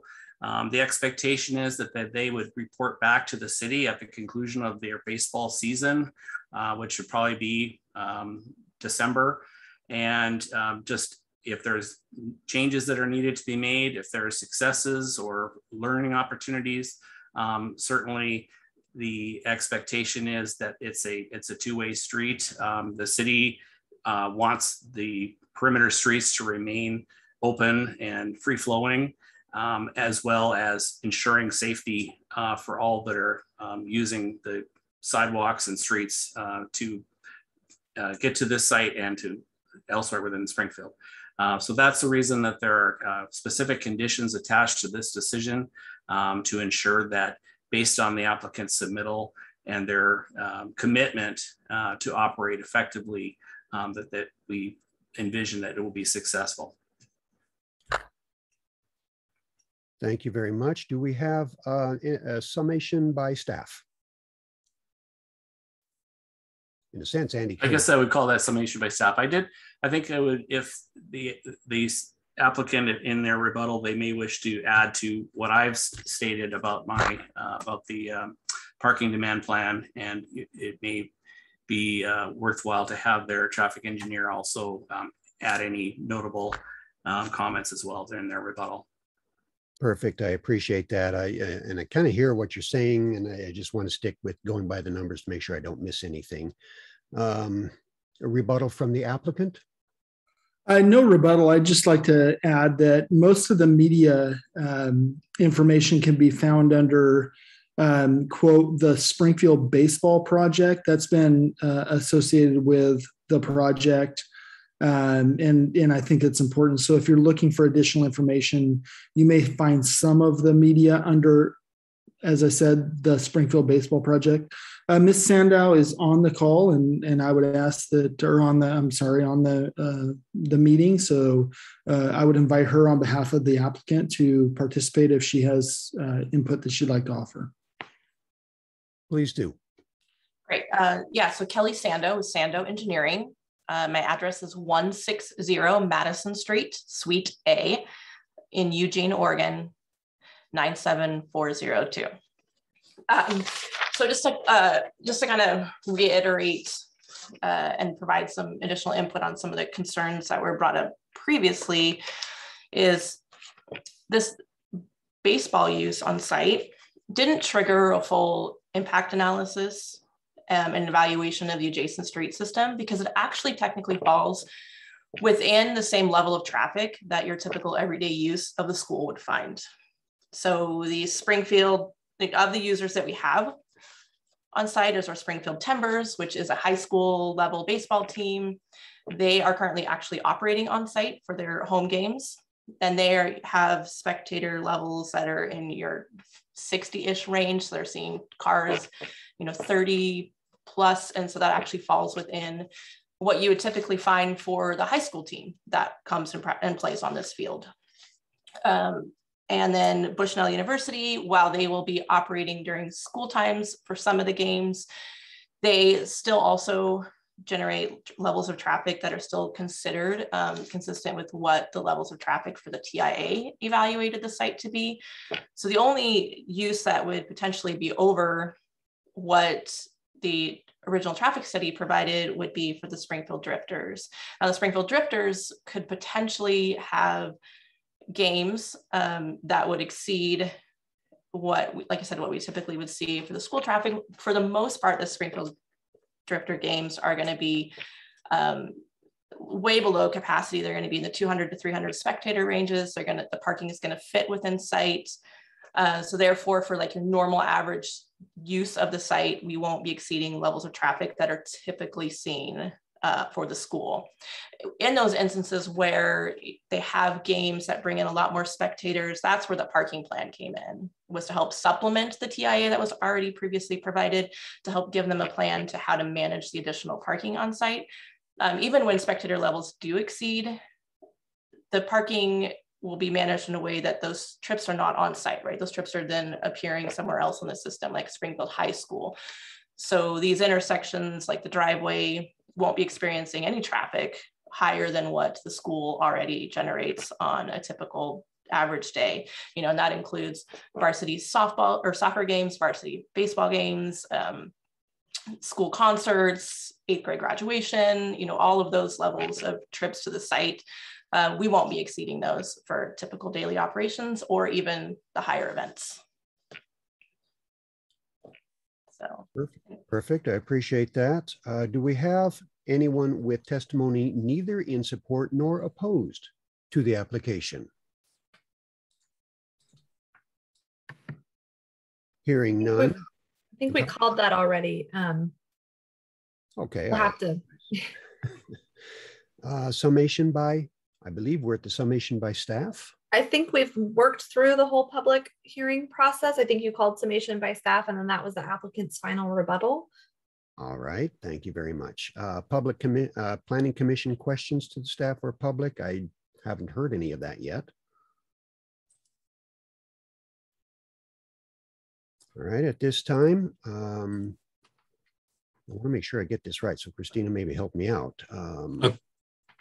Commissioner Landon, I have a quick question, probably to the applicant.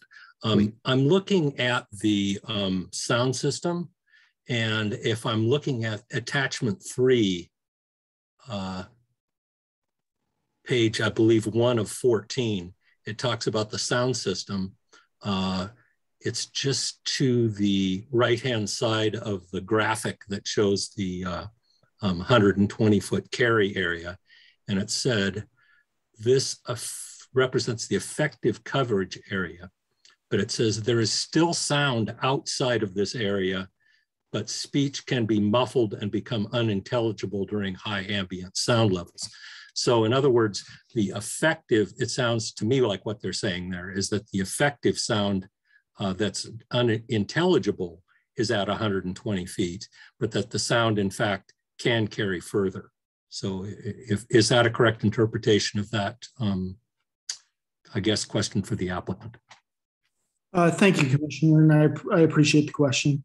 I believe that's accurate. When you go to any type of outdoor event, so while the speakers and the system is pointed directly at the field and the participants, there is going to be ambient carry, the nature of being outdoors as opposed to being indoors in say, an auditorium or a gym. So I believe that's an accurate statement.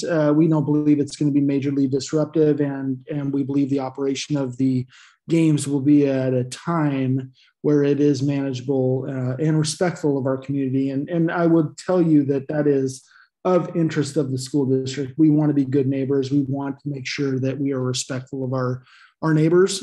This is a community asset, and we value that very much. Thank you for that clarification. At this time, and Christina, please correct me if I'm mistaken, we're at the close or continued public hearing and the written record. Yeah, I think if you do questions, you should go through and make sure that no more commissioners have questions of the applicant or of staff about evidence in the record. And then when you've exhausted that there are any more questions, you can have that discussion. But I think it will be helpful if you work through your questions first. And it looks like you do have more questions from your commission. Okay. Do I have more any commission members with additional comment or question? Yes, Chair, I have a question for the applicant. Please. Thank you. Yeah, so just regarding sound systems, again, I'm wondering what current sound, if there are any sound systems in place in use for current uses, such as the high school soccer games that you mentioned, or soccer camps, football games, whether they are installed sound systems or portable. I appreciate that question. Thank you, Commissioner Salazar. So at Hamlin Field, there are portable systems in place. What we're looking to do is install a professional system with professional experts in this field. We do have current sound systems that are not directed directly on the field. They're more or less speakers that are pointed up and out. This is a system that's pointed out and down onto the field. And you'd see that typically with Silky Field, with Thurston High School Stadium, those type of environments, which is, I quasi, I'd say they're more scientific than our portable sound systems that we bring out and just try to get the general sound out to the public. So there's more study that's gone into this. And I would say that the primary objective here, as we have worked with the company, which is Daktronics, they have several sound systems at high school and collegiate fields, is to be respectful of the community and not be disruptive. I have a follow-up question. Do you have a sense for how the noise level with the proposed system might differ from the noise levels that are generated by current speaker systems that are in use? You've seen the studies in the attachment, and it's very directed. As I would say, music and announcing and those types of things would be directed more onto the field than out into the neighborhoods. Right now, when we use Daktronics or any professional installation, it's going to be more of a scientific, backed by data, backed by studies. Right now, we have our athletic directors and volunteer staff that come out and just set up systems, and they're trying to express sound generally to reach the greatest level of population possible. This is much more contained, just similar to our lighting. We try to look at lighting as enclosed in the stadium. Sound, same approach for sound. Thank you.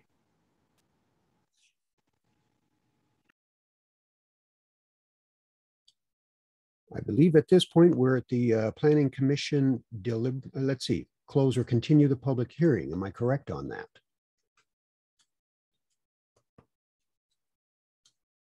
Christina?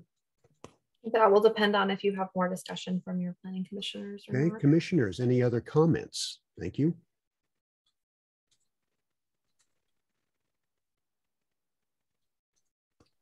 Hearing none, do I have a proposal to close or continue the public hearing and/or the written record?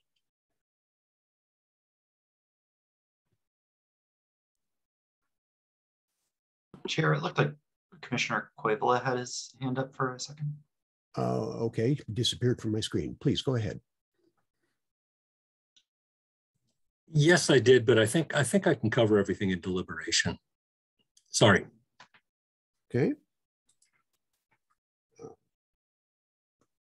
Christina, the appropriate step here is to close, and then we go. Commissioner, a commissioner can make a motion to close the record and public hearing, or just the hearing.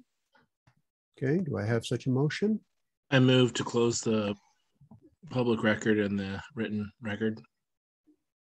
Second? I'll second. Okay, thank you. Planning Commission deliberations. This is where we discuss the proposal. You have to vote on the motion. Okay. That's not on the list. My apologies. Yeah, also, I'm not sure that motion included closing the hearing. So if we want to do that too, we might need to. I think he just accidentally said written the public record instead of public hearing, but I understood it to be a public hearing and written record as different things. Is that correct? Correct. Okay, thank you. So Christina, do I need to follow that up? Closing, propose to close the public hearing and to close the written record? You had a motion to that, so you should roll call the votes, which is the next thing in that list. Okay, can we get a roll call on that, please? Commissioner Landon. Aye. Commissioner, hang on a second. Commissioner Gill. Aye. Commissioner Cuevila. Yes. Commissioner Bergen. Aye. Commissioner Salzar. Aye. And Commissioner Buck.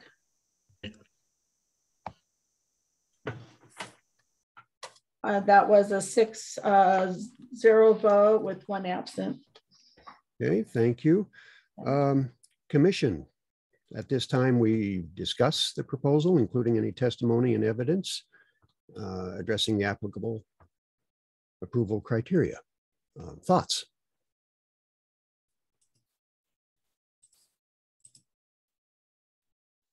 Commissioner Cuevila.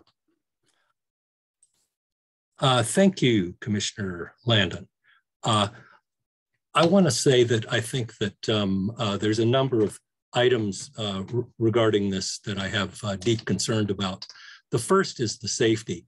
Now, as it was stated, it was actually stated in our last meeting by Mr. Liebler that Pioneer Parkway safety is not really good right now, and that they're seeking ODOT assistance to help change that a little bit. And then when we looked at the crash data, apparently there's a scale that the crash data goes upon that goes from like 0 to 1.0. 1.0 means you need to have action. Centennial, according to the figures, was at 80%, so it was at 0.8, and Fifth Street was at 0.65. So both of those are beginning to approach the area where they are where it would be necessary to have additional safety actions of some type. So I'm also thinking that there's going to be an increased risk to students and others walking and biking in the area in exactly those areas. The applicant stated there would actually be some conflict in use times with the middle school and the stadium. And then I'm also saying that I believe there's probably also going to be additional conflicts for baseball practices, which have not been mentioned, setup, maintenance of the facility, and concession setup, et cetera. And then I also asked at our previous meeting about whether there might be additional uses for the stadium as well. And the applicant stated that there could be concerts or fireworks shows. So apparently we're building the concept is to build an entertainment and baseball facility. And personally, I am not a real fan of schools being located on arterials and collectors, but the streets around here are all very busy and extremely, they're pretty high-speed streets. And there are also very, very limited access points into the school for people like the middle schoolers. So the street is closed off entirely on the west side. It's almost 90% closed off on the south side, 90% closed off on the east side. The access is really limited. So I think that the safety for the students, in my opinion, needs to be prioritized above everything else in use on this facility. This is a middle school site. It was envisioned by the community as a middle school site. It was not envisioned as a regional sports and entertainment facility. Okay, so for that reason, I believe the application should be denied. In addition, I believe that there's going to be a significant intensification of use. I asked about the anticipated use of the stadium lighting and sound system, and there was some kind of statement that, well, it's not going to be used any more than it was used in the past. But I can't see with the addition of 3 separate additional teams that there's not going to be additional use in there. So I think that that there's going to be excess lighting, and according to, as I said, according to that, the specifications included the sound is going to carry beyond the baseball stadium. It's just going to be garbled and unintelligible. So that's still going to be offensive sound. So then we get into the parking.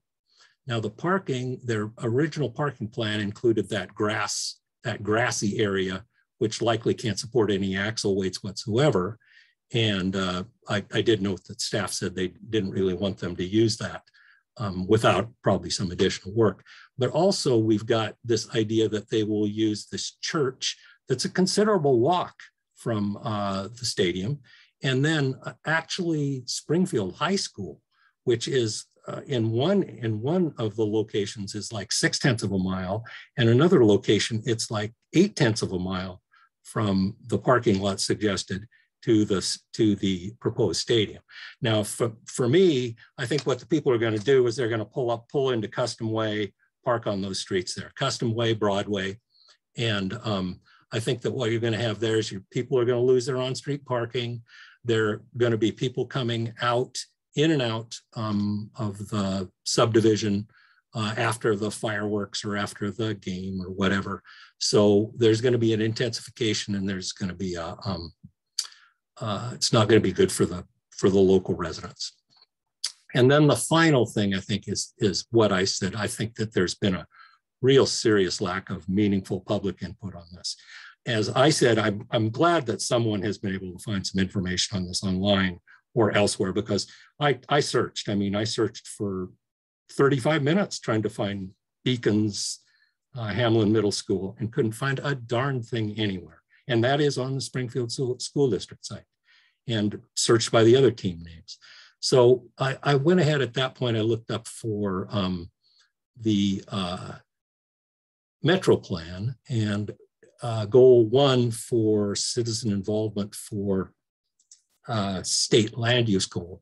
And that called for opportunities for widespread public involvement, effective two-way communication with the public, ability for the public to be involved in all phases of the planning process, and feedback mechanisms for policymakers to respond to public input. So I think that this public involvement, the city had, we're supposed to be the committee for citizen involvement, but, of course, we didn't have anything to do with this whatsoever.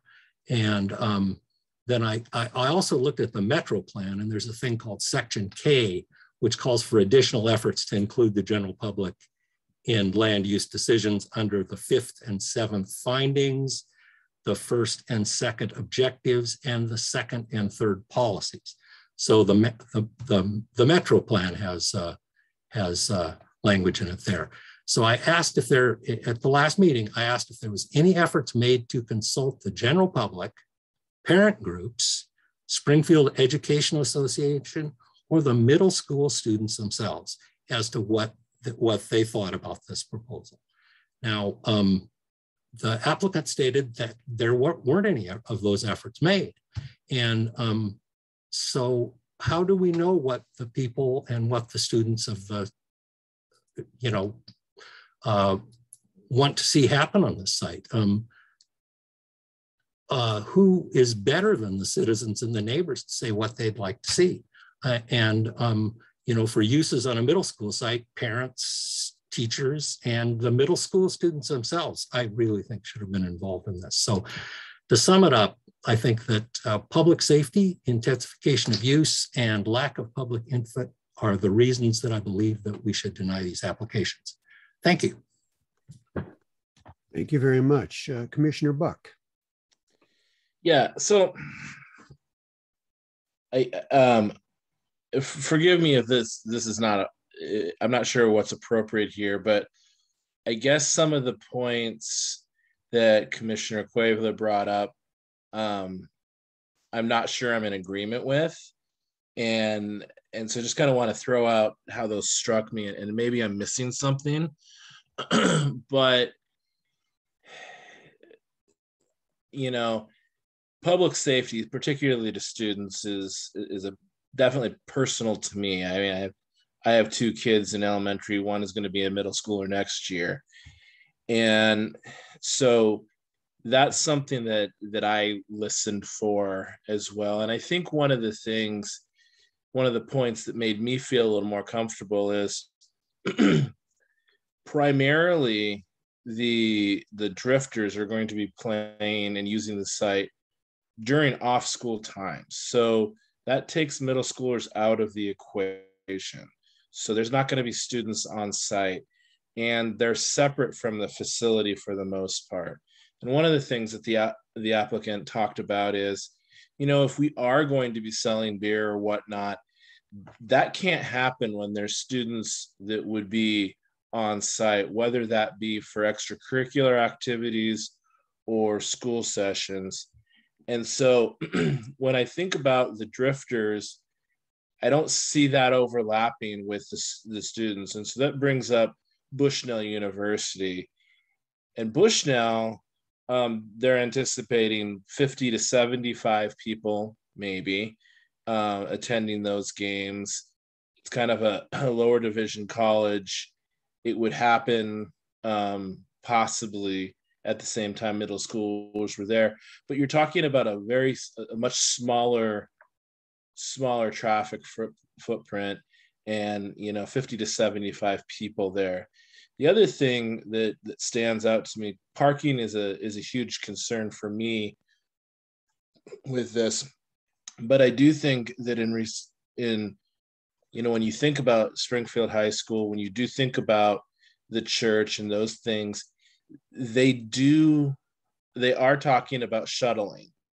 That was mentioned as part of that as an option. And I think that's a practice that's happening in our community.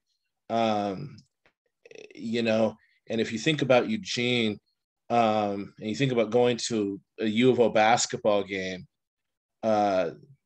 forget parking anywhere close to the stadium, but the university provides lots of shuttle opportunities, and people utilize those. And so I see this in the same vein.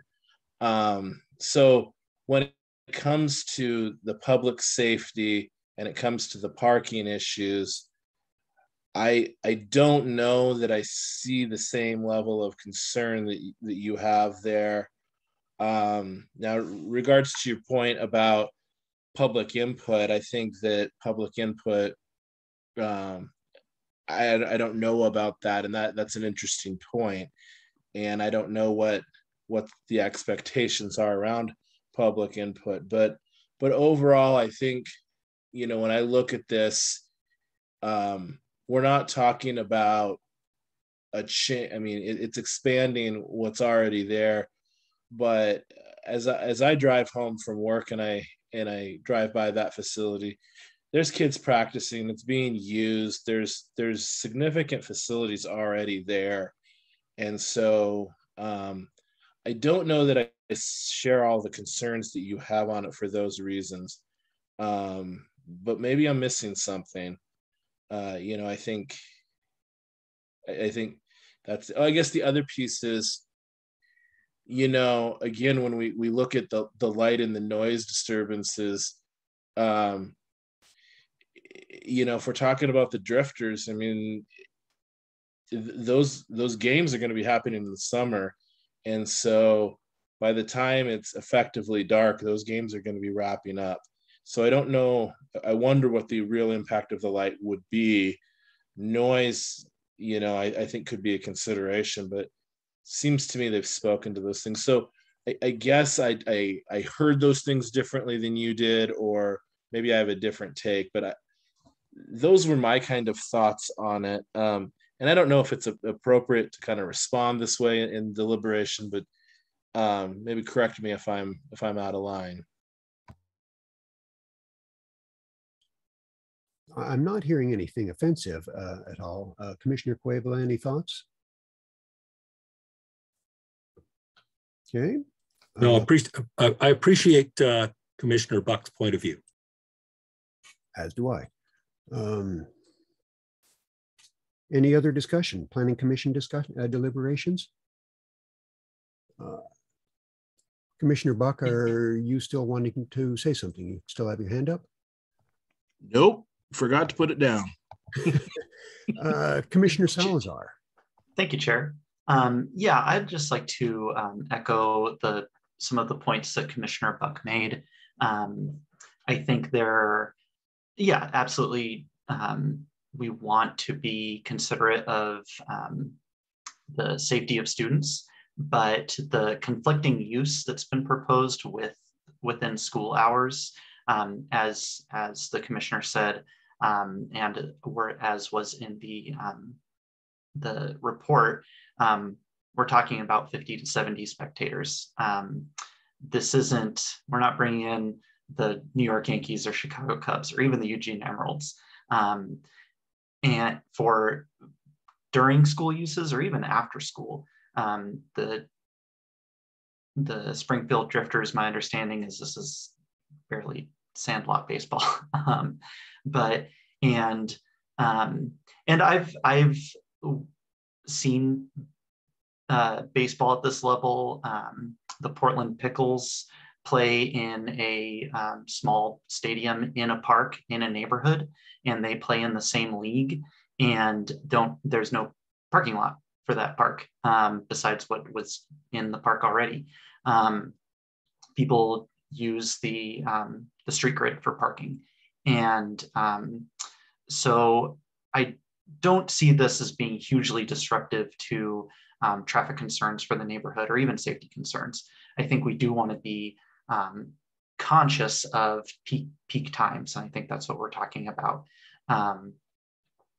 In terms of noise and lighting concerns, I didn't hear anything I didn't see anything in the report or hear anything from the applicant that leads me to believe that the proposed uses would be much different or amplified from what is currently in place. There are currently 2 baseball stadiums with lighting.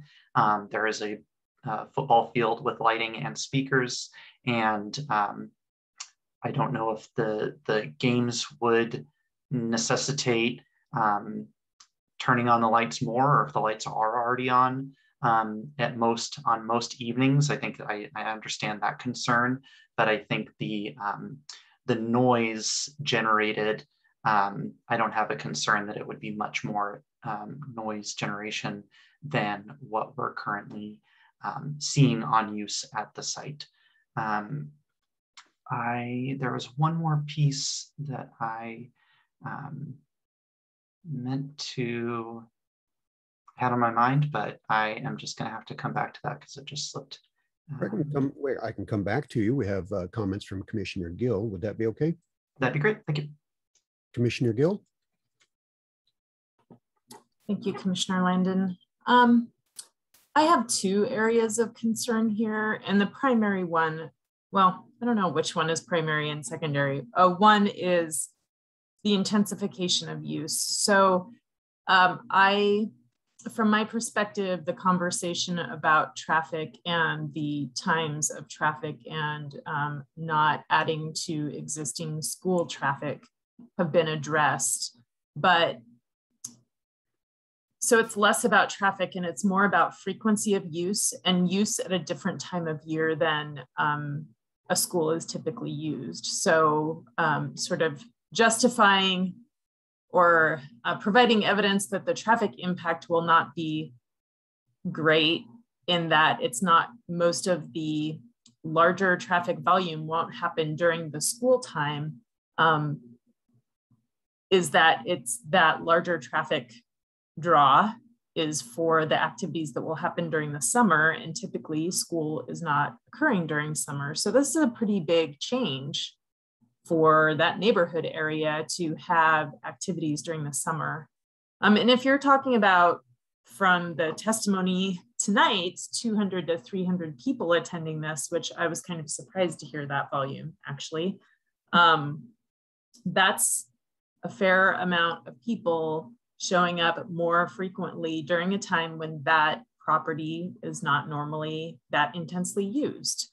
So, and I think that impacts I think then the noise level does come into play because it's normally a time of year where it's not used in that way. So I do have some concerns about that. I think that's actually a pretty big shift to have that level of activity during summertime. And then I do have real concerns with this parking plan. And I know that we often have conditional conditions of approval where we don't necessarily see that content, but I find it troubling to approve a full development on a parking plan that is like, well, we're going to provide a plan that if it doesn't work, we promise we'll come back and adjust and have a conversation and figure out other parking. I find that troubling because if it doesn't work, we can't just take the facility away, right? And And things like the church parking across the street, they can have an agreement with that church as long as it's a church, but that could change at some point. And then we do have the more distant parking situation. So I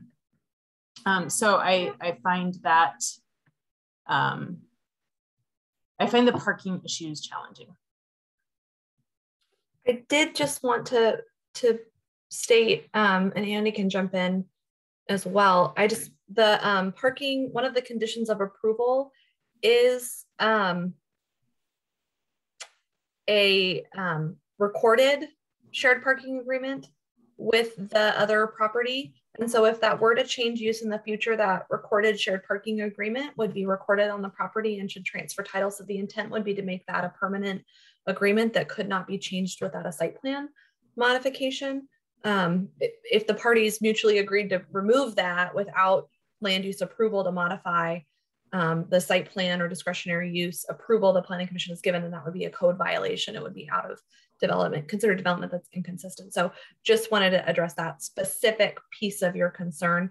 And then I think that the condition of approval, I just wanted to be clear, it is to implement the parking demand management plan, and there is no provision to change that down the road. That may be, that may be the genesis of your concern, is that there aren't provisions to change that down the road. But I wanted to clarify, just in case I'm not understanding your comment correctly. I just want to clarify what staff's intent was in the recommended conditions of approval. Thank you for that. Thank you for that clarification, because the conversation tonight made it sound as if that plan doesn't work, like we're going to come back and talk about it. And so based on the testimony tonight, that was not clear to me. So thank you for pointing that out in the condition of approval, and I will focus on that. It will be, so definitely discuss your concerns with the plan itself, but the condition of approval is written that that plan be recorded as part of the condition of approval for the final site plan. And so any change to that recorded plan would require a land use process to make that change that would apply criteria of approval similar to the first instance. Just to clarify how that condition would operate, not to detract at all from the discussion around concerns with the plan itself. I just wanted to clarify the legal enforceability. Thank you. I appreciate that. Commissioner Salazar. Thank you, Chair. I remembered my final point, and then thank you, Commissioner Gill. That brought up an additional point for me. I believe, I think coming back to the notices that have been provided to the public and the opportunity for public engagement, I think it's difficult because the applicant can't control what the media chooses to pick up as a story and put in their paper or on their news broadcast.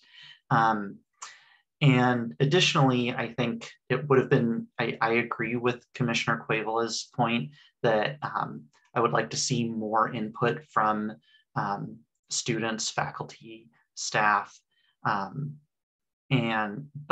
I also don't believe that we can fault or that we can deny an application based on not going over the minimum standards for notices.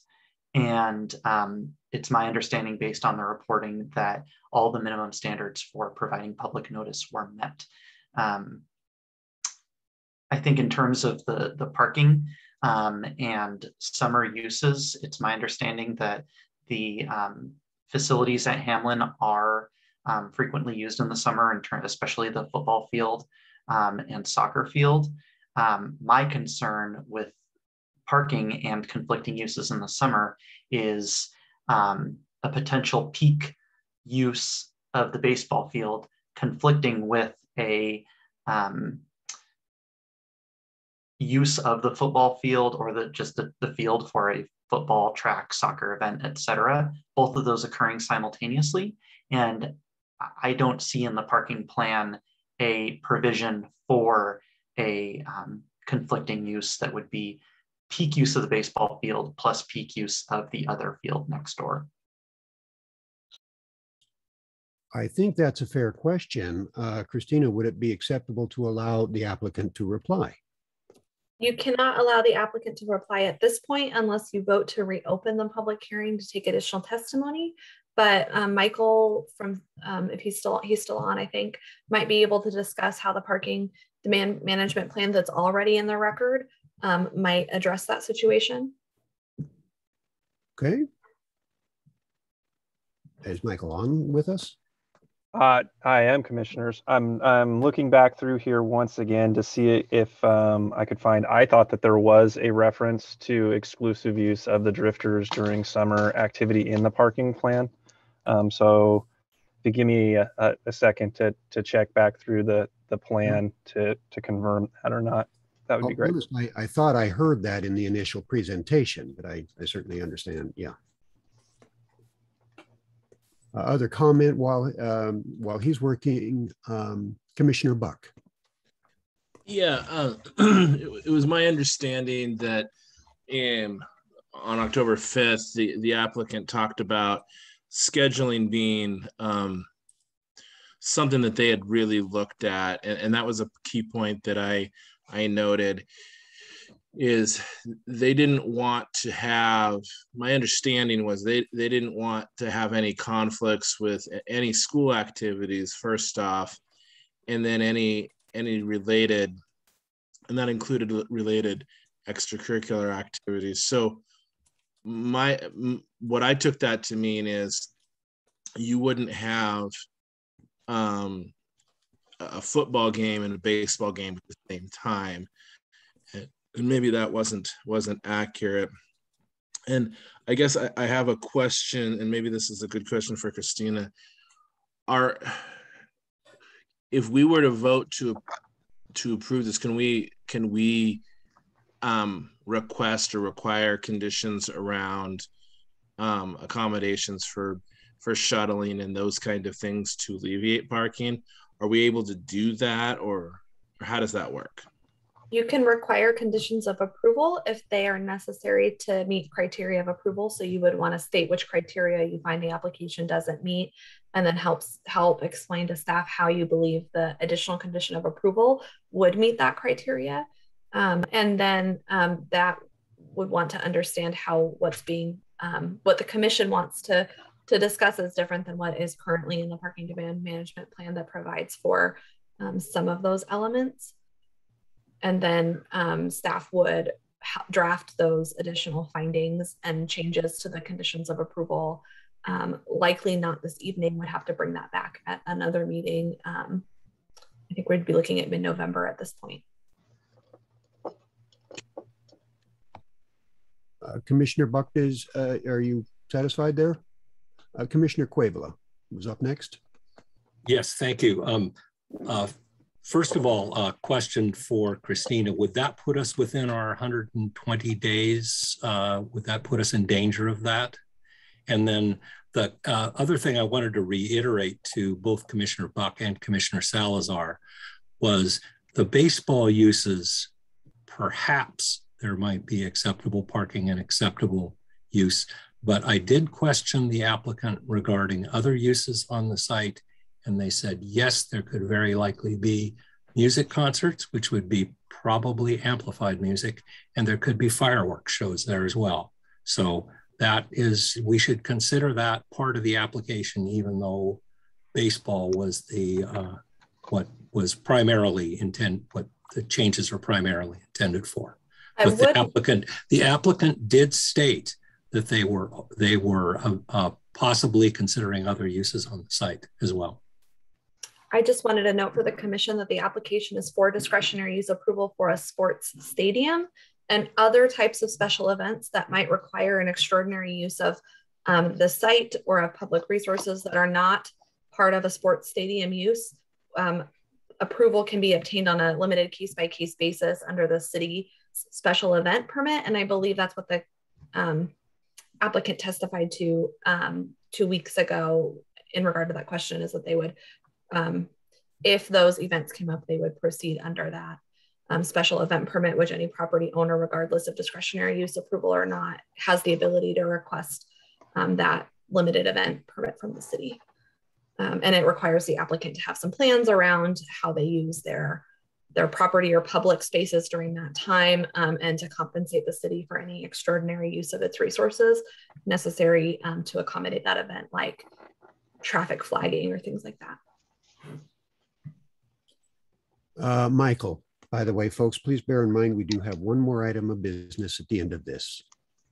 Thank you, Commissioner. I just want to confirm that within the technical memo, it mentions in multiple locations, but primarily on the first page, that Springfield Drifters has an agreement with the Springfield School District that during games, there will be no other events on site, and parking lots, both baseball fields and the track, will be exclusively used by the Drifters.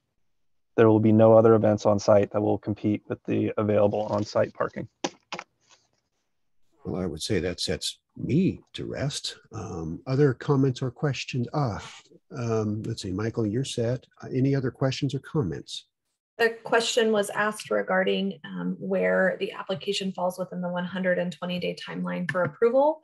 If the application came back to the commission to vote on November 16th, the 120-day timeline expires on December 15th.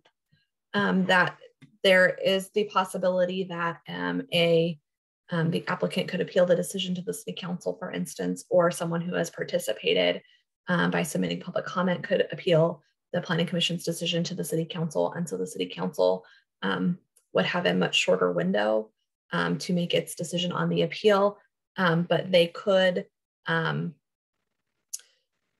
the applicant can consent to waive some timeline under the 120-day rule. The city council does not have to conduct a de novo public hearing if it doesn't wish to. And then also, if you do want specific comments from the school district rather than just staff discussion about information already in the record, you can reopen the public hearing tonight if you think that would be helpful to you to get the applicant's take on any of the concerns you're discussing now. That's not a problem. You just have to vote to open it and then vote again to close it. So those are all options that the commission has in terms of process. Okay, thoughts from the commission?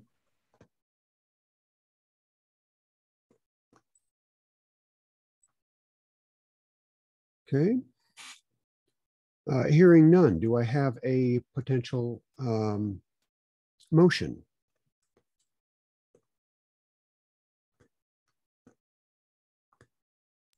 Well, I guess I can go ahead and present it if that's okay. Motion to approve as presented the application based on the findings of fact contained in the staff report, oral and written testimony, and all other evidence submitted into the record. Christina? I'll second. Thank you. Who was the second? Commissioner Salazar. Thank you. Christina, I might need your help on this. Would you just by raise of hand, or how's this?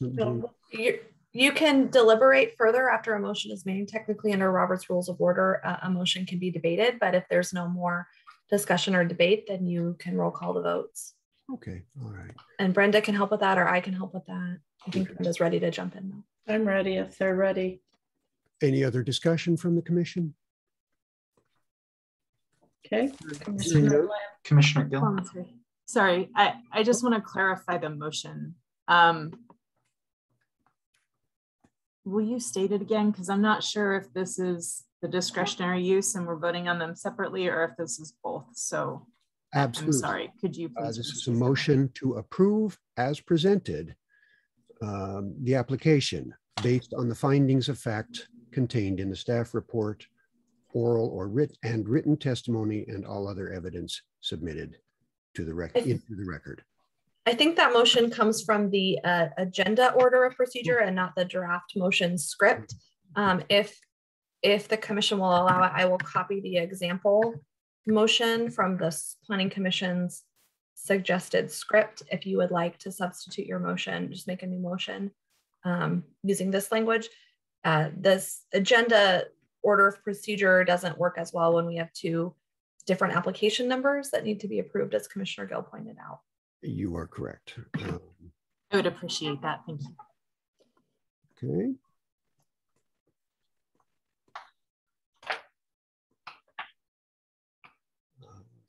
had it there just a second ago. I move to adopt the order approving the discretionary use application that is in the agenda packet as attachment 1 for this item. Do I have a second? I'll second. Okay. Commissioner, I think that was Commissioner Salazar, correct? Correct. Thank you. I'll read for the vote. Christina, do you take, is that something that you conduct? No, I'll do that for you. This is Brenda. All right, Brenda, thank you. Okay. Commissioner Landon. Aye. Commissioner Gill. Aye. Commissioner Quavula. No. Commissioner Bergen. Aye. Commissioner Salzar. Aye. Commissioner Buck. Aye. Motion I have passed. a 5-1 with 1 absent. Motion carries. Thank you very much. We can move on, I believe, to the second item, the floodplain overlay district code updates.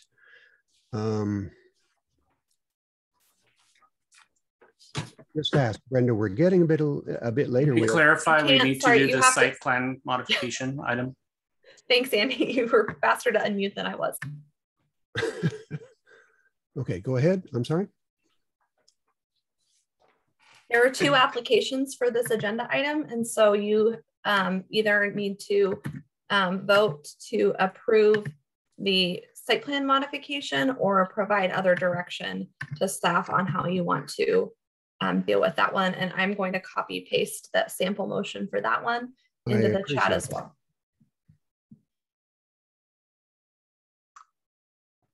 Chair, I'd like to make a motion. I move to adopt the order approving the site plan modification that is in the agenda packet as attachment 2 for this item. Do I have a second? Second. Who was that? Oh, Bergen? Yeah. Thank you. Okay. All right, roll call again. Commissioner Landon. Aye. Commissioner Gill. Aye. Commissioner Quavula. No. Commissioner Bergen. Aye. Commissioner Salzar. Aye. And Commissioner Buck. Aye.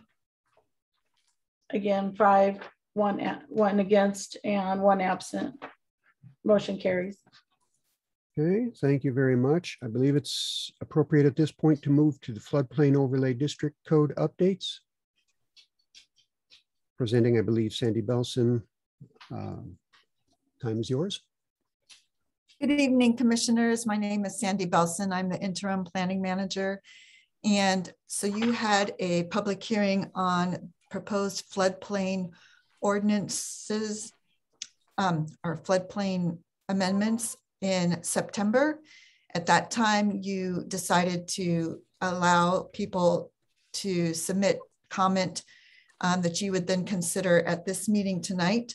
So there had been 2 public comments that came in for your public hearing.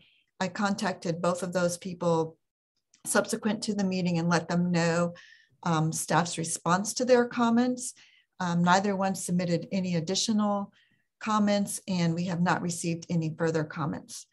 In the packet, there is a memo that outlined some of the issues that had been raised by those comments, as well as questions from Commissioner Quavula and some concerns that he had raised. So those are outlined in the memo, as I mentioned. Since I wrote that memo last week, I've been working on it further. And so I'd like to point out in terms of the issue around tanks. So these would be underground or above ground storage tanks. And Commissioner Quavula was concerned about them being secure in a flood situation, and if the piping and such would potentially leak. So in conferring with Gilbert Gordon, who is serving as fire marshal, he said that that situation is covered in the fire code. And so there are requirements to ensure that the equipment has that secondary containment, or certain requirements for how those connections are made. So what I'd like to propose, and unfortunately, Christina hasn't seen this language, but I'm going to share my screen, hopefully, so that you can see it. Can you see my screen here? Yes, and I did just look at it. I'll have one comment for the commission's information and yours when we get down to the RV section, but I'm fine with the other language, and I'm sorry about that lag in my review. Anyway, what the fire marshal suggested is that we add this item C to this section. So we'll have I hope you can see the black and then the red wording. So the black is what is in it's a new section in the proposed floodplain requirements, but then to address Commissioner Cuevala's concerns is we could actually reference the fire code so that people, both staff and the public, know that there would be specific fire code standards that apply to those types of situations. So this language has not been incorporated into the code language that's before you tonight, but if you wanted to include it, you could add that as part of your motion for approval. Then he had some concerns about environmentally hazardous materials and the storage thereof. And in addressing his concerns, I found it interesting that actually in the ancillary structures, that there is a prohibition against storing some of these hazardous materials. And there's language actually that calls out toxic material, oil, gasoline, and priority persistent pollutants identified by DEQ. And so I copied the language from the ancillary storage and am applying it to what would be a basement. So these are situations where if you are storing something that is below flood elevation, so these are the enclosed areas before base flood elevation, including crawl spaces, then we'll have this requirement for the storage to be treated and to not be allowed if it's of these types of hazards. And then similarly, adding that same language in garages, but allowing storage of that type of material such as oil or gasoline if it's elevated 1 foot above the base flood elevation or confined to a tank that we've already talked about. So if the commission wanted to add this language, it would be above the minimum standards required by the model ordinance. And so I think it would be fairly easy to add those in. Commissioner Bergen, I see a question. Thank you. Just really quickly on pulling from my experience now, many people know that, for example, water heaters are required to be secured with straps. And I'm seeing in this here, it mentions elevated 1 foot above base flood elevation. And so what I'm envisioning, and perhaps I'm envisioning incorrectly, but someone could go and get a structure that elevates it 1 foot above, but it wouldn't necessarily be secured. So if it was to be knocked over for whatever reason, and I understand that those tanks can be heavy, so that's unlikely. So I wasn't sure if it's something that would need to be secured or if it's something that can just be setting on top of, for lack of a better phrase, a pedestal. And I don't know if we have the answer to that. It's just something that I come across and wasn't sure if this is similar to Commissioner Quavula's questions as well. So the strapping for the water tanks is a requirement that is in the building code, I believe. I don't know what building code requirements would apply if you have these other kind of situations. I mean, part of this is you could have a gallon of gasoline, and the point is that you don't want to be storing it on your garage floor. You'd want to have that gallon up on a shelf above the base flood elevation. But it's true, it could fall off the shelf. So I don't know, I mean, that we're getting into some areas that I don't know the codes for, building code and potentially even fire code on this, but we could look into that and bring it back if that was something we wanted to explore further. Thank you. And by no means at all do I want to get too far into the weeds. It's just something that I was curious about. Thank you. Our emergency manager, Ken Vogan, is on the meeting as well. I don't know, Ken, do you know anything more about that? Putting him on the spot here. Good evening, commissioners, and thank you, Sandy. This is Ken Vogany, the city's emergency manager, and I am unfortunately also not familiar with specifics on our code requirements for storage of materials under either building code or fire code, and also within our requirements for the wellhead protection overlay zones. There's requirements for how certain materials are stored there under those code provisions as well. But specifics for what we're discussing tonight, I'm not current on those pieces and would need to research it. Well, it's something we could come back to you with the information just as an information item, or you can decide if it would be material to these amendments for the floodplain regulations.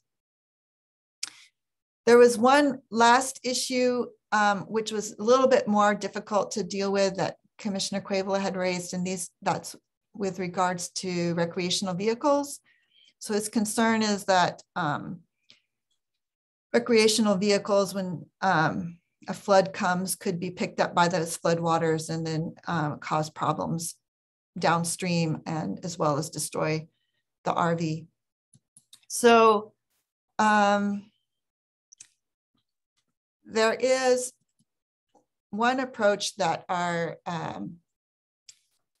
contact at Department of Land Conservation and Development suggested, and that is to address those RVs and RV parks. And so this is the language we currently have, but then to add a last item, and this is where Christina may want to weigh in. And so this would require, as proposed, that if there is an RV park or a recreational vehicle storage area, like you might find like with a mini storage kind of situation, that those owners would need to enter into an agreement with the city stating that the RV's parking or storage would be in compliance with the city's floodplain regulations. And so part of that is, as I'll show you up above here, that if it's really an RV, that it's on site for fewer than 180 consecutive days.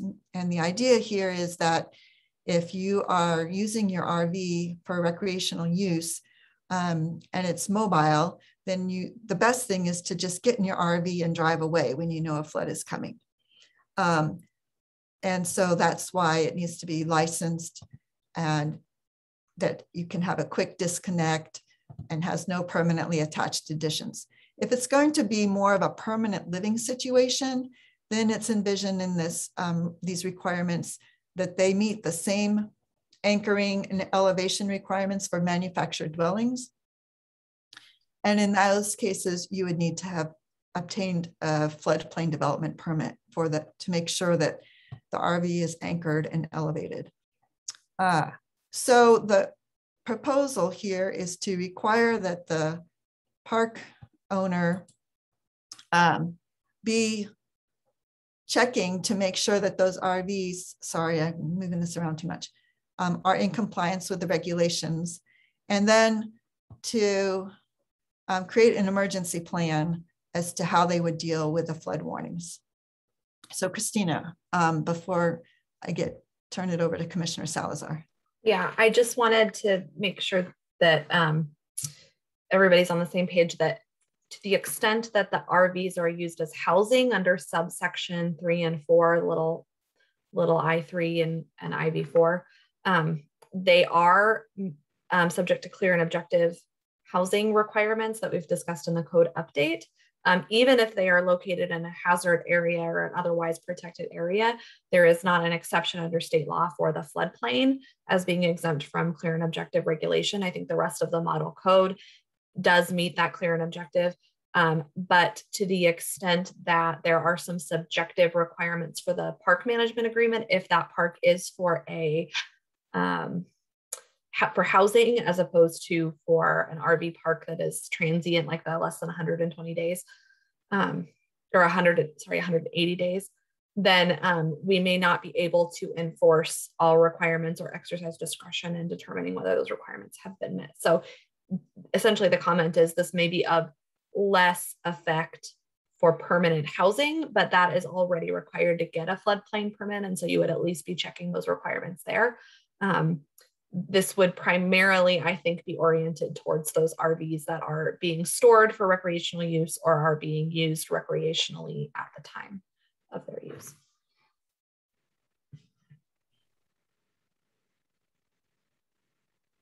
Commissioner Salazar? Thanks, Sandy. Would you be able to scroll up a little bit to the top of the RV section? I just had a question on that. Yeah, there you go, on just that header E. I don't find that descriptor of recreational vehicles placed on sites to be descriptive, and I was wondering if we could clean that language up in any way or make it more specific, just because technically any RV is on a site. Does that make sense? Yeah, so what, I mean, I guess I'm not sure what you're thinking it should say instead. I don't have a proposed change for language. I'm not sure if any other commissioners might off the top of their heads, but yeah, just I just don't know if that. Sure, I understand your point. I just that.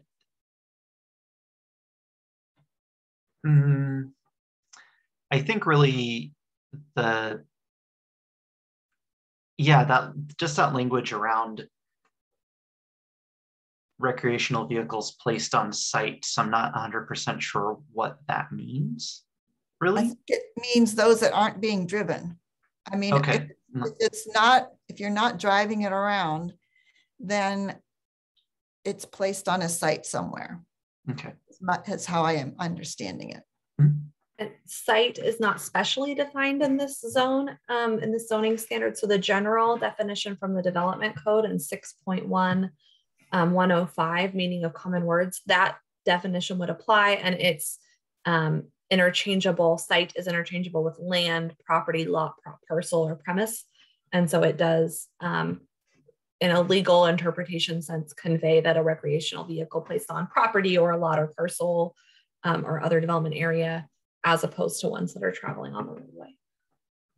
Thank you both. That's very helpful. Yeah, and recreational vehicle also has a definition earlier on in the draft code if you didn't, if that's helpful.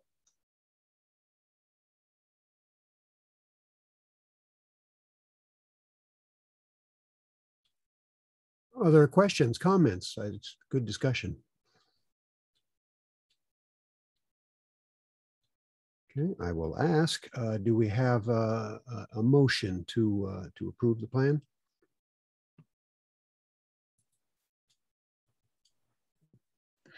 I had my hand raised for a follow-up question. My apologies. Please go ahead. Not a problem. On maybe it's just outside of my realm and I'm just not familiar. That language for the RV, is only the red the new proposal or all of it? Because I personally am not familiar with the 180-day rule. And that doesn't mean that it isn't already in code.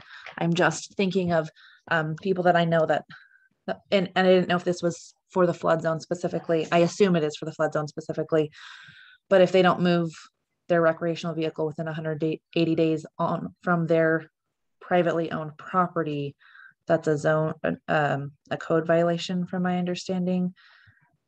Am I understanding that correctly? They have to move it within 180 days. And I'm not trying to get too granular. I'm just trying to wrap my head around what it is that we're trying to do here.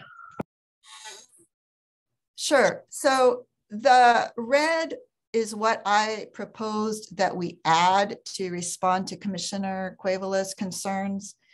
I'm looking to, because I'm not remembering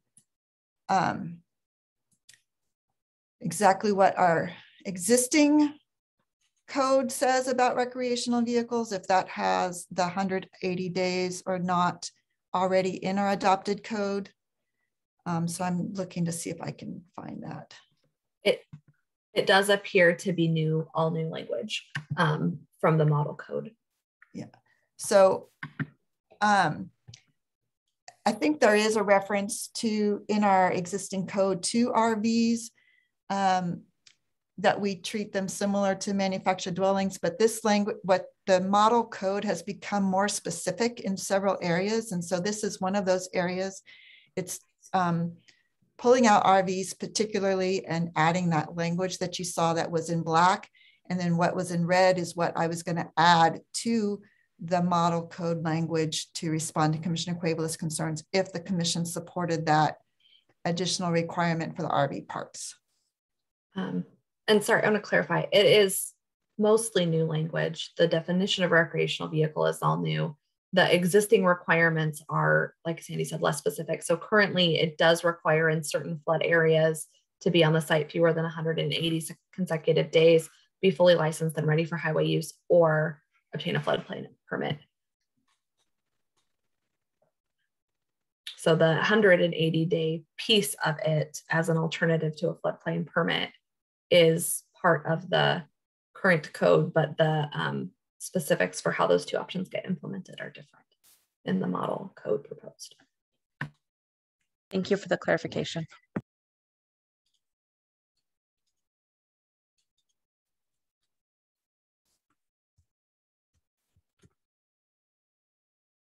So do you have enough information tonight to be able to make a decision? If not, we could bring this back to you at the November 2nd meeting.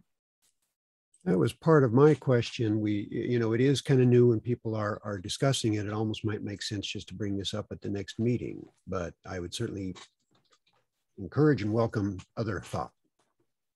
I don't like making changes and then hoping we get it right.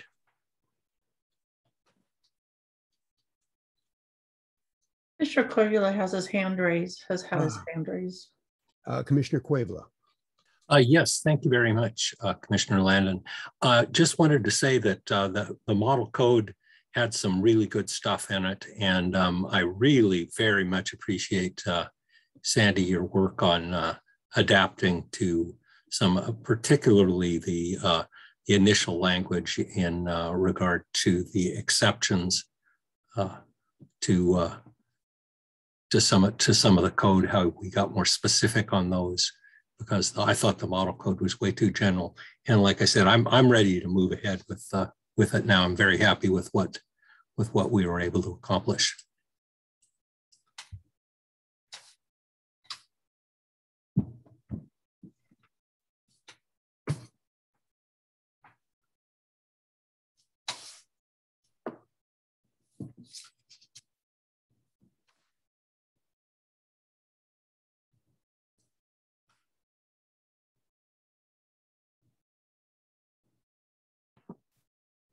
So I'm happy to make a motion, but can I just call out like the changes in red as proposed instead sure. of reading, I mean, I think or do I need to read them all, or?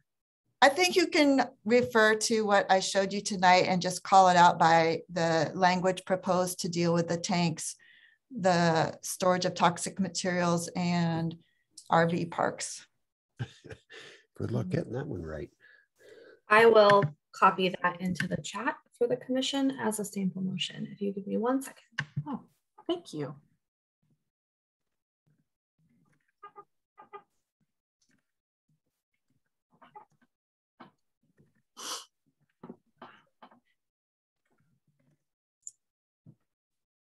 That I think should work and be specific enough. Great, thank you. I move to adopt the order that is in the agenda packet as attachment 3 for this item with changes displayed by Sandy Belson in red. Second. Okay, can we get a roll call on that one? Give me a second. Let me get back up to my names. Sorry about that. My hand slipped. Commissioner Landon. Aye. Commissioner Koivula. Yes, and again, thank you to Sandy. Commissioner Gill. Aye.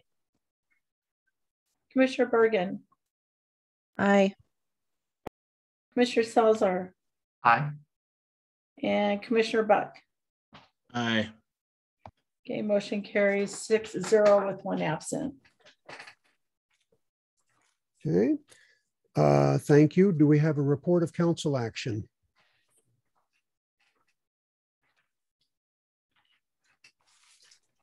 Yes, Chair. I attended the council meeting or the council work session and CETA meeting on October 11th. In the work session, the council discussed 2 items. One was city manager compensation.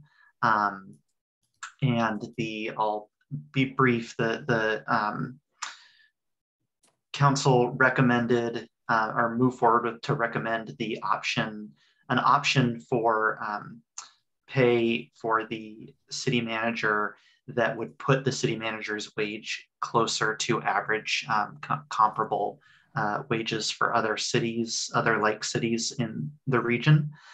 The other item that they discussed in the work session were streetlights, and the council decided to recommend hiring an energy services company to complete the work of upgrading the streetlight grid to LED lights as the current system is reaching the end of its functional life. In the CETA session, they discussed the proposal for Glenwood that we will be appointing a member of our body to this evening. And specifically, they were looking at, the CETA was looking at the overall history and goals of the Glenwood Refinement Plan. In that meeting, there was one instance of public testimony was given on behalf of Willamette Riverkeeper, in which concerns were expressed regarding environmental concerns and opportunities for public comment in that for that Glenwood site. In the discussion of the Glenwood Refinement Plan overview, what was presented was a history of the Glenwood District and the Refinement Plan, how it fits the overall comprehensive plan, and the history of community involvement for that area. They discussed 13 specific plan goals as well, and commissioners had questions regarding a plan for displaced tenants for any future developments, as well as expressing gratitude for the number of the public who expressed environmental concerns.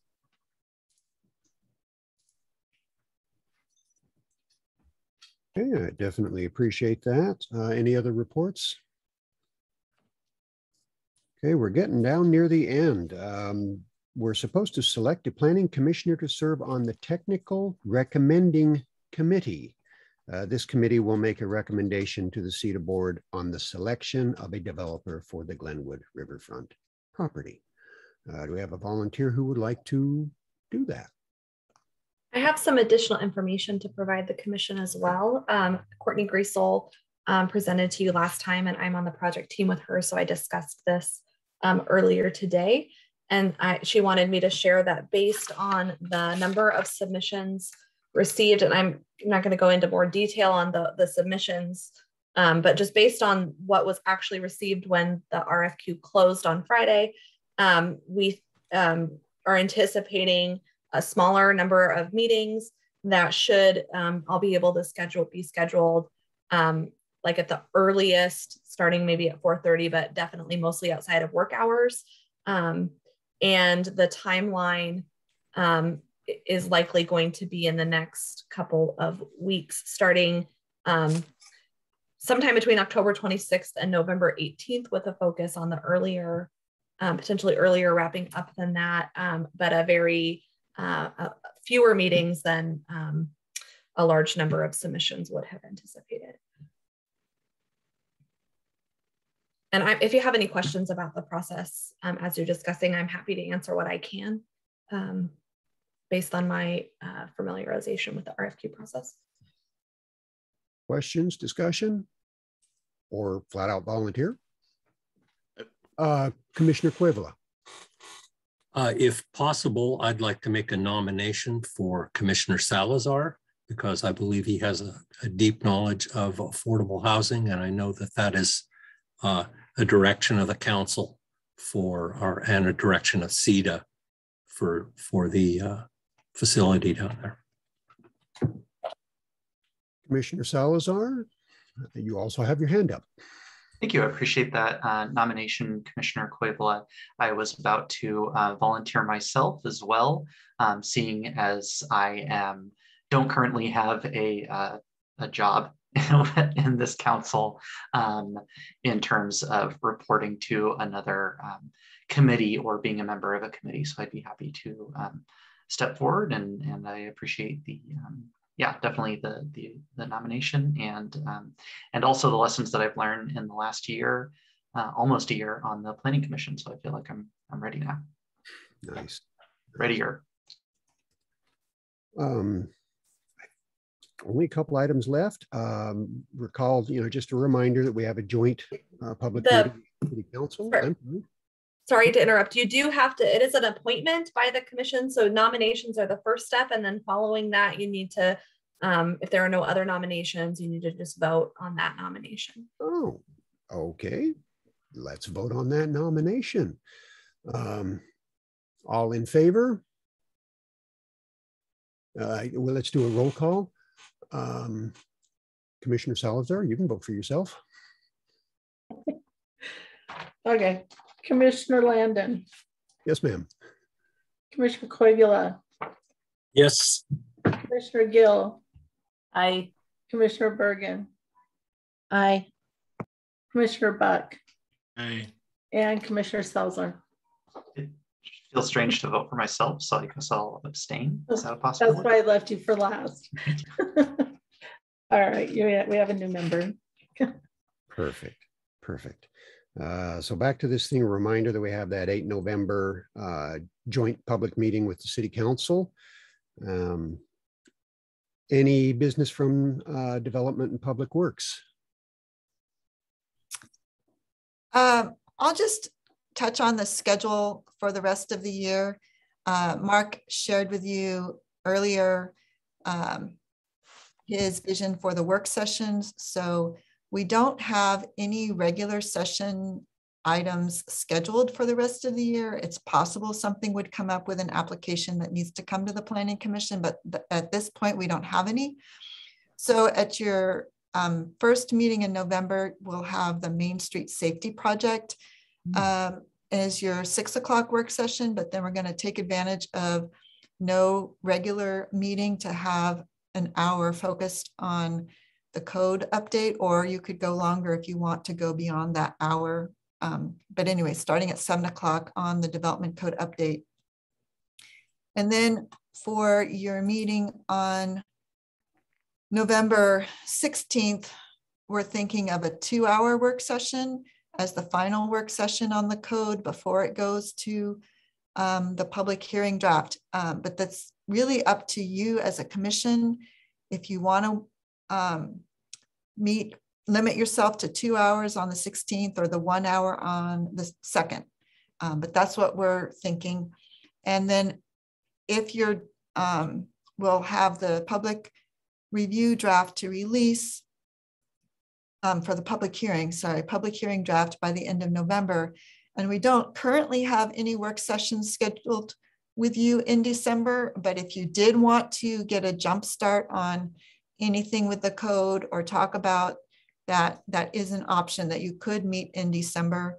But at this point, we don't have anything scheduled for you. So keep that in mind, but we are expecting to have you come back for a joint public hearing with the Lane County Planning Commission on January 4th for the development code update. Any questions about the schedule or any comments at this point on what you're thinking? Not seeing any hands. I think we're okay. You're working hard this year. You didn't get my apologies. Commissioner Bergen.